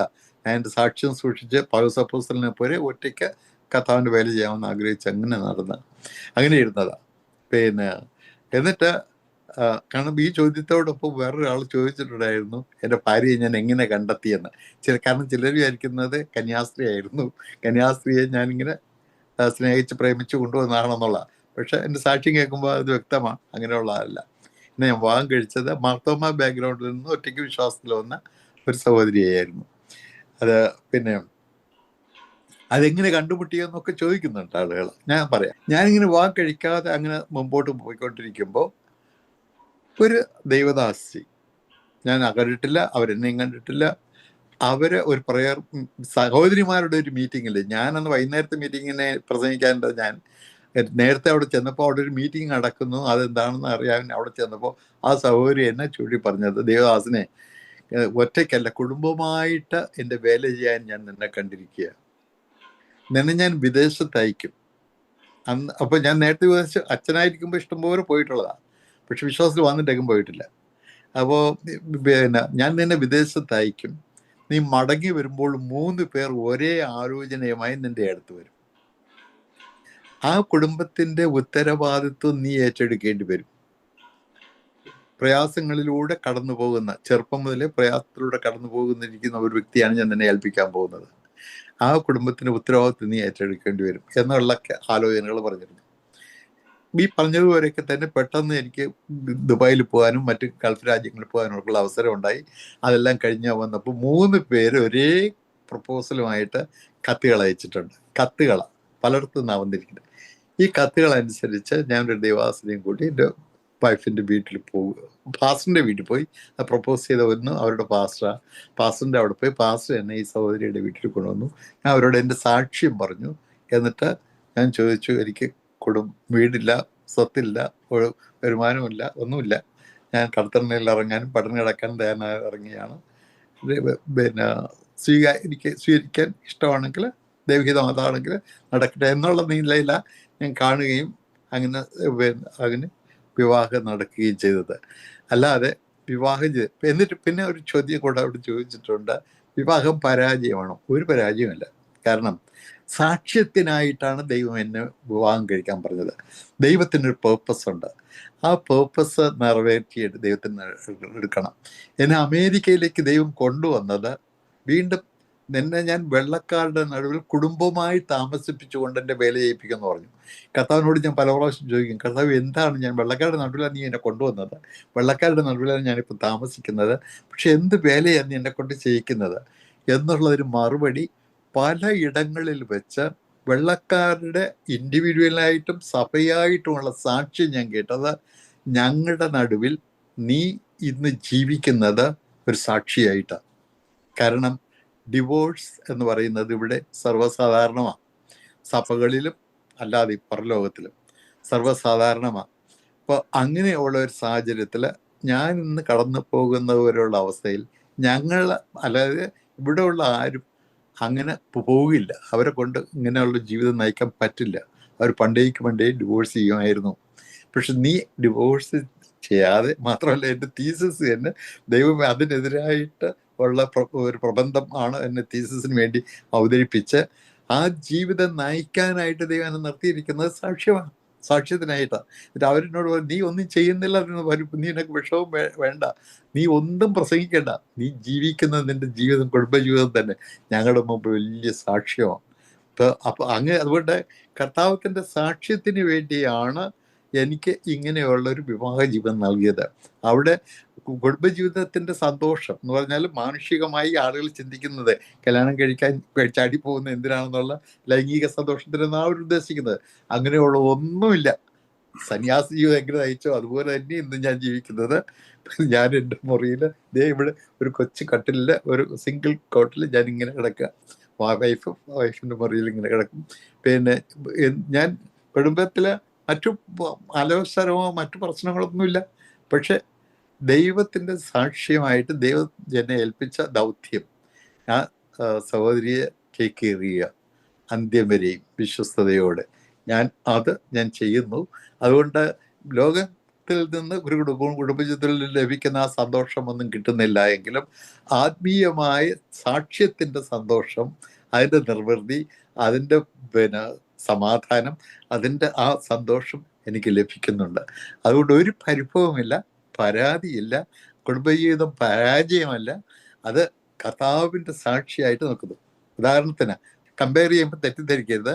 എക്സാമ്പിൾ പറയുമ്പോൾ ഹോസിയ പ്രവാചകനോട് ദൈവം ഒരു പ്രത്യേക തരം മാരേജിനെയാ കല്യാണം കഴിക്കാൻ പറഞ്ഞത്. അതുപോലെയല്ല കേട്ടോ. എൻ്റെ വൈഫ് വളരെ വിശുദ്ധയായ ഒരു സഹോദരിയാണ്. അങ്ങനെ ഒന്നുമല്ല, തെറ്റിദ്ധരിക്കലേ ആയിരുന്നു. പക്ഷേ അങ്ങനെ ഒരു സാക്ഷ്യം, കർത്താവ് ഇസ്രായേലിനെ എങ്ങനെ സ്നേഹിക്കുന്നു, അവൾ തെറ്റിപ്പോയാലും തിരിച്ചു കൊണ്ടുവരാൻ അങ്ങനെ സ്നേഹിക്കുന്നു എന്നുള്ളതിൻ്റെ ഒരു ദൃഷ്ടാന്തമായിട്ടാണ് അങ്ങനെയുള്ള ഒരു വിവാഹം കഴിയാൻ പറ്റുന്നത്. അതുപോലെ ചില പ്രവാചകന്മാരോട് മക്കൾക്ക് ചില പ്രത്യേക പേരുകൾ ഇടാൻ പറയുന്നു. അതെല്ലാം വളരെ സിംബോളിക്കലായിട്ടും വളരെ അർത്ഥവത്തായിട്ടുമാണ്. ഇങ്ങനെ കുടുംബജീവിതത്തിലൂടെ തന്നെ സാക്ഷിയായിട്ട് കർത്താവിൻ്റെ ഒരു ജീവിക്കുന്ന സാക്ഷിയാക്കി തീർക്കാൻ ഈ രാജ്യത്ത്, ഇന്നത്തെ കാലത്ത്, ഈ രാജ്യത്തിൽ, ഈ ലോകത്തില്ല, ഇന്നത്തെ ഈ കുടുംബം ഛിദ്രിക്കപ്പെട്ട കുടുംബജീവിതം തകർന്ന് ഡിവോഴ്സും റീമാരേജും ഒക്കെ നടന്നുകൊണ്ടിരിക്കുന്ന ഈ കാലഘട്ടത്തിൽ ദൈവത്തിൻ്റെ സാക്ഷിയായിട്ട് നിൽക്കുവാൻ എൻ്റെ കുടുംബജീവിതം എനിക്ക് ദൈവം നൽകിയതിനെ ഓർത്ത് ഞാൻ ദൈവത്തെ സ്തോത്രം ചെയ്യുന്നു, സ്തുതിക്കുന്നു. ഒരു പരാതിയുമില്ല, പരിഭവമില്ല, സന്തോഷം മാത്രമേ ഉള്ളൂ. പിന്നെ സഹനമുണ്ട്. മുള്ളാണ്. ഒരു സഹോദരി ഒരിക്കൽ എന്നോട് പറഞ്ഞത്, അച്ഛന് ഒരു മുൾക്കിരീടമാണ് കർത്താവ് തന്നിരിക്കുന്നത്, പക്ഷെ അതിൽ റോസാ പുഷ്പങ്ങളുണ്ട്. അപ്പോൾ റോസാ പുഷ്പങ്ങളുടെ ഒരു കിരീടമാണ് തലയിൽ വെച്ചിരിക്കുന്നത്, പക്ഷെ അതിനകത്ത് മുള്ളുകളുണ്ട്. മുള്ളു ഇടയ്ക്കിടയ്ക്ക് കുത്തിക്കൊണ്ടിരിക്കും, പക്ഷെ മനോഹരമാണ്. അതുകൊണ്ട് കർത്താവിന് മഹത്വം കൊടുത്ത് മുമ്പോട്ട് പോവുക. ഒരു പരാതിയില്ല, പരിഭവമില്ല. ആമേൻ. വളരെ വ്യക്തമായ ഒരു മറുപടിയാണ് ആ വിഷയത്തോടുള്ള ബന്ധത്തിലും പറയുവാനിടയായി തീർന്നത്. ദൈവവചനപ്രകാരം മനുഷ്യൻ ഏകനായിരിക്കുന്നത് നന്നല്ല എന്ന് കണ്ടിട്ട് ദൈവം മനുഷ്യന് തൻ്റെ ഭാര്യയെ ദൈവം കൊടുത്തു എന്ന് ദൈവത്തിൻ്റെ വചനത്തിൽ പറയുന്നു. അത് എങ്ങനെയെന്നുള്ളതല്ല, പകരം അനുയോജ്യമായ തക്ക തുണ ആണ് ദൈവം ആദമിന് കൊടുക്കുവാൻ ഇടയായി തീർന്നത്. അങ്ങനെയെങ്കിൽ ദൈവത്തിന് തെറ്റുപറ്റില്ല. ദൈവം തൻ്റെ സമയത്ത് ദൈവഹിതപ്രകാരമുള്ള ജീവിത പങ്കാളികളെ ഒരുമിച്ച് അവരെ കൂട്ടിച്ചേർത്ത് അവർക്ക് ഈ ഭൂമിയിൽ ജീവിക്കുവാൻ ദൈവം ആയുസ്സും അവസരങ്ങൾ ഒരുക്കി കൊടുക്കുന്നു. പ്രിയ മാർസലിനും ദൈവം തന്നതായ കുടുംബജീവിതത്തിനായിട്ട് ഞാൻ ദൈവത്തിന് സ്തോത്രം ചെയ്യുന്നു. തീർച്ചയായിട്ടും കർത്താവിൻ്റെ ശുശ്രൂഷയോടുള്ള ബന്ധത്തിൽ ശ്രേഷ്ഠകരമായ പദവികളിൽ വിവിധ നിലകളിൽ ആയിരിക്കാൻ ഇക്കഴിഞ്ഞ ആയുസ്സിൽ അവസരങ്ങളിൽ ദൈവം സഹായിച്ചു. നമ്മൾ പഠിച്ചതായ അംഗൻവാടിയോ ബാലവാടിയോ അല്ലെങ്കിൽ പ്രൈമറിയോ LP സ്കൂളോ ഹൈസ്കൂളോ ഒന്നും തന്നെ നമ്മുടെ അവിടെ അതൊരു ഫിനിഷിംഗ് പോയിന്റ് ആയിരുന്നില്ല. അതൊക്കെ നമ്മുടെ ഓരോ ചവിട്ടുപടികൾ മാത്രമായിരുന്നു. എന്നാൽ നമ്മൾ ഉന്നതമായ ഹയർ സ്റ്റഡിയിലേക്ക് വന്നു കഴിഞ്ഞിട്ട് പിന്നീട് നമ്മളുടെ പഠനം പഠിച്ചതൊന്നും ആയിരിക്കത്തില്ല, പിന്നെ നമ്മുടെ ആ ഒരു കേപ്പബിലിറ്റി അനുസരിച്ചുള്ളതായ ആ ഒരു ഫീൽഡിലേക്ക് നമ്മൾ ഉചിതമായ ജോലിയുമായി ബന്ധപ്പെട്ട പ്രൊഫഷണൽ ഫീൽഡിലേക്ക് നമ്മൾ പോകുന്നത് പോലെ സുവിശേഷ വേലയുള്ള ബന്ധത്തിൽ അതിനും ഒരുപാട് ബാലപാഠങ്ങളുണ്ട്, ഒരുപാട് പടികളുണ്ട്. അതെല്ലാം കയറി ഇറങ്ങി ഇന്ന് കർത്താവിൻ്റെ വേലയിൽ കർത്താവിൻ്റെ രാജ്യത്തിൻ്റെ ശുശ്രൂഷക്കാരനായിട്ട് ദൈവം ആക്കിയിരിക്കുന്ന ഇടത്ത് ആയിരിക്കുന്നല്ലോ. കർത്താവിൻ്റെ ദാസിനെയും കുടുംബത്തെയും ദൈവം ധാരാളം അനുഗ്രഹിക്കട്ടെ. അരോമ ടി വിയുടെ ശ്രോതാക്കളിൽ പല പ്രിയപ്പെട്ടവർ ഒരുപാട് ചോദ്യങ്ങൾ കമൻറ്റ് ബോക്സിൽ ചോദിച്ചിട്ടുണ്ട്. എല്ലാ ചോദ്യങ്ങൾക്കും മറുപടി പറയുവാനുള്ളതായ ഒരു സാവകാശം ഇല്ലാത്തതുകൊണ്ടും ചില പ്രസക്തമായ ചോദ്യങ്ങൾ മാത്രം ഞങ്ങൾ എടുത്ത് അതിനുള്ള ഒരു മറുപടി സെഷനായിട്ടാണ് ഈ വീഡിയോ ഞങ്ങൾ ക്രമീകരിച്ചിരിക്കുന്നത്. വരും ദിവസങ്ങളിൽ നിങ്ങളുടെ മറ്റ് ചോദ്യങ്ങൾ പ്രസക്തമായിട്ടുണ്ടായാൽ തീർച്ചയായിട്ടും അടുത്ത ഒരു വീഡിയോ അതിനോടനുബന്ധിച്ച് നമുക്ക് തയ്യാറാക്കാവുന്നതാണ്. കർത്താവ് നമ്മെ എല്ലാവരെ സഹായിക്കട്ടെ. ഇത്രത്തോളം സമയം വളരെ ശ്രദ്ധയോടെ ഞങ്ങളെ കേട്ടുകൊണ്ടിരുന്ന മാന്യ ശ്രോതാക്കളുള്ളതായ നന്ദി സ്നേഹം അറിയിക്കുന്നു. നിങ്ങളുടെ ചോദ്യങ്ങൾക്കുള്ള മറുപടി തരുവാൻ തക്കവണ്ണം ക്ഷണം സ്വീകരിച്ച് കടന്നു വന്ന പ്രിയ മാർസൽ ജെ മൊറൈസ് അങ്കിളിനോടും കുടുംബാംഗങ്ങളുള്ളതായ നന്ദി സ്നേഹത്തിൽ അറിയിക്കുന്നു. കർത്താവ് നമ്മെ എല്ലാവരെയും അനുഗ്രഹിക്കട്ടെ. തുടർന്നും നമുക്ക് പ്രാർത്ഥനയോടെ ദിവസനായിരിക്കാം ഞാൻ ആഗ്രഹിക്കുന്നു. ഈ സമയത്ത് അരോമ ടി വിയുടെ പ്രേക്ഷകർക്ക് വേണ്ടിയിട്ട് പ്രിയ അങ്കിൾ ഒരു വാക്കിൽ ഒരു നിമിഷം പ്രാർത്ഥന നമ്മെ സഹായിക്കുമല്ലോ. പ്രാർത്ഥിക്കാൻ കർത്താവ് നമ്മെ സഹായിക്കും. ഞങ്ങളുടെ സ്വർഗീയ പിതാവേ, നന്ദിയോടെ ഞങ്ങൾ സ്തുതിക്കുന്ന കർത്താവേ, ഞങ്ങളങ്ങേ വാഴ്ത്തുന്നു. അവിടുത്തെ തിരുനാമത്തിന് മഹത്വം. കർത്താവെ, ഞങ്ങൾ ചെയ്യുന്നതും ഞങ്ങൾ പറയുന്നതും ഞങ്ങൾ ചിന്തിക്കുന്നതും എല്ലാം അവിടുത്തെ നാമമഹത്വത്തിനായിട്ടാണ്. അവിടുന്ന് പറയാതെ, അവിടുന്ന് അറിയാതെ, അവിടുന്ന് അനുവദിക്കാതെ ഞങ്ങളൊന്നും ഞങ്ങളുടെ നാവെന്നോ ഞങ്ങളുടെ അതിർത്തിയിൽ നിന്നോ ഞങ്ങളുടെ പ്രവൃത്തിയിലൂടെയോ ഒന്നും വെളിപ്പെടുന്നില്ലല്ലോ. രോമ ടി വിയിലൂടെ കർത്താവ് ചെയ്തുകൊണ്ടിരിക്കുന്ന എല്ലാ ശുശ്രൂഷകൾക്കുമായി അങ്ങ് സ്തുതിക്കുന്നു. അതിൻ്റെ കർത്താവിൻ്റെ ദാസൻ ഡാനിയൽ ജോണിനോടും മക്കളോടും കുടുംബത്തോടും ഉള്ള ആ നന്ദിയും കർത്താവെ നിൻ്റെ തിരുസന്നിധിയിൽ ഞാൻ അറിയിക്കുക. അനുഗ്രഹിക്കണമേ ദൈവമേ. എൻ്റെ ശ്രോതാക്കള് അനേക രാജ്യങ്ങളിലിരുന്ന അനേകര് പല മതവിഭാഗങ്ങളിൽ സഭാവിഭാഗങ്ങളിലുള്ളവരൊക്കെ ശ്രമിക്കുന്നുണ്ടല്ലോ നാഥ. ആഗ്രഹം, സത്യം അറിയുവാനുള്ള ആഗ്രഹത്തോടു കൂടിയാണല്ലോ അവരിത് ആകാംക്ഷയോടെ വാച്ച് ചെയ്യുന്നത്. കർത്താവെ, അത് കേൾക്കുമ്പോൾ പലർക്കും പല സംശയങ്ങളും ഉണ്ടാകുന്നുണ്ട്. അതെല്ലാം നിന്നെ അറിയുന്നതിനുള്ള ദാഹം കൊണ്ടാണ്. അവരെ അനുഗ്രഹിക്കണമേ കർത്താവെ. അവരുടെ ദാഹം തീർത്തു കൊടുക്കണമേ ദൈവമേ. നിന്നെ അന്വേഷിക്കുന്നവരെ നീ അന്വേഷിച്ച് കണ്ടുപിടിക്കാൻ നീ പറയുന്നുണ്ട്. തപ്പി നോക്കാൻ നീ പറയുന്നുണ്ട്. ദൈവത്തെ കണ്ടെത്തുവാൻ അല്ലെങ്കിൽ തപ്പി നോക്കി ദൈവത്തെ കണ്ടെത്തുവാൻ പറയുന്നുണ്ടല്ലോ. അങ്ങനെ അവർ തപ്പി നോക്കുന്നതാണ് കർത്താവെ ഈ ചോദ്യങ്ങളിലൂടെ. മനുഷ്യർക്ക് ചിലപ്പോൾ അരോചകമായി തോന്നിയ ആണെങ്കിലും അവിടത്തേക്ക് അതൊന്നും അരോചകമല്ല. കാരണം ഞങ്ങൾക്കും അരോചകമല്ല കർത്താവെ. ഞങ്ങൾ നിന്റെ ദാസനും അടിയൻ ഞങ്ങൾക്ക് എത്ര ചോദ്യം ചോദിച്ചാലും, എത്ര കളിയാക്കുന്നവരെയോ നിന്ദിക്കുന്നവരെയോ പരിഹസിക്കുന്നത് പോലെയുള്ള ചോദ്യം ചോദിച്ചാലും അവരോട് ഒരു പരാതിയും പരിഭവവുമില്ല. അവർ ഞങ്ങൾ ചീത്ത പറയില്ല, വഴക്ക് പറയില്ല, അവരെ ദേഷ്യപ്പെടില്ല. ഞങ്ങളുടെ കർത്താവെ അവർക്ക് അറിയാനുള്ള ആഗ്രഹം കൊണ്ടും ഇതുവരെ ആയിരിക്കുന്ന സാഹചര്യത്തിൽ പാരമ്പര്യത്തിൽ നിന്ന് വിട്ടുപോരാനുള്ള ആ വലിയ ഒരു വടംവലി ഉണ്ടല്ലോ, അതിൻ്റെ ഇടയിലൊക്കെയാണ് അവരായിരിക്കുന്നത്. കർത്താവിൻ്റെ കൃപയിൽ അവരെ കരുതണമേ. രക്ഷയുടെ അനുഭവം അവർക്ക് എല്ലാവർക്കും നൽകണമേ കർത്താവേ. ആരും നശിച്ചു പോകാൻ അവിടെ നിന്ന് ആഗ്രഹിക്കുന്നില്ലല്ലോ. ഈ ശുശ്രൂഷയിലൂടെ എൻ്റെ ദാസൻ്റെ ഈ അരോമ ടി വിയിലൂടെയുള്ള ശുശ്രൂഷയിലൂടെ പ്രത്യേകിച്ചും കർത്താവെ, ഇത് കേൾക്കുന്നവർക്കെല്ലാം ഇത് വീണ്ടും ജനനത്തിനും വീണ്ടും ജനിച്ചവർക്ക് ആത്മീയമായ വർധന പ്രാപിക്കുന്നതിനും പിന്മാറിപ്പോയവർ മടങ്ങി വന്ന് കർത്താവിനെ വീണ്ടും കർത്താവെ ഏറ്റുപറഞ്ഞ് മാപ്പ് പറഞ്ഞ് ദൈവത്തോട് അടുത്ത ഒരു വിട്ടുപിരിയാത്ത ബന്ധത്തിലായി തീരുന്നതിനും ഇത് മുഖാന്തരമായി തീരണമേ എന്ന് ഞങ്ങൾ പ്രാർത്ഥിക്കുന്നു. എല്ലാ കുടുംബങ്ങൾക്കും വേണ്ടി അടിയൻ പ്രാർത്ഥിക്കുന്നു കർത്താവെ.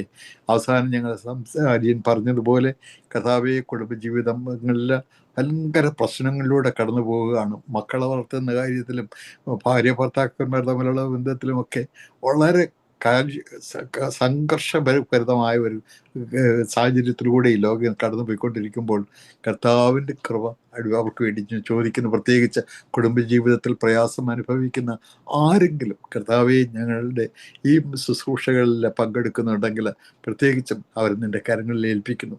അവരോട് മനസ്സിലിവ് തോന്നണം, കർത്താവ് കരുതണം, അവരനുഗ്രഹിക്കണം, ആരും നഷ്ടപ്പെടുവാൻ അനുവദിക്കലേ എന്ന് പ്രാർത്ഥിക്കുന്നു. തൃക്കരങ്ങളടിയങ്ങളെ പരമേൽപ്പിക്കുന്നു. ഇന്നും കർത്താവെ ഇങ്ങനെ ഒരു അവസരം അടിയനൊരുക്കി തന്നതിനായി അല്ലെങ്കിൽ ദാസനെയും ശുശ്രൂഷയെയും എല്ലാം പിന്നെ മാനിക്കണമേ എന്ന് പ്രാർത്ഥിക്കുന്നു. തൃക്കരങ്ങൾ സമർപ്പിക്കുന്നു. ക്രിസ്തു യേശുവിൻ്റെ വിലയേറിയ നാമത്തിൽ തന്നെ സ്വർഗീയ പിതാവേ, ആമേൻ, ആമേൻ.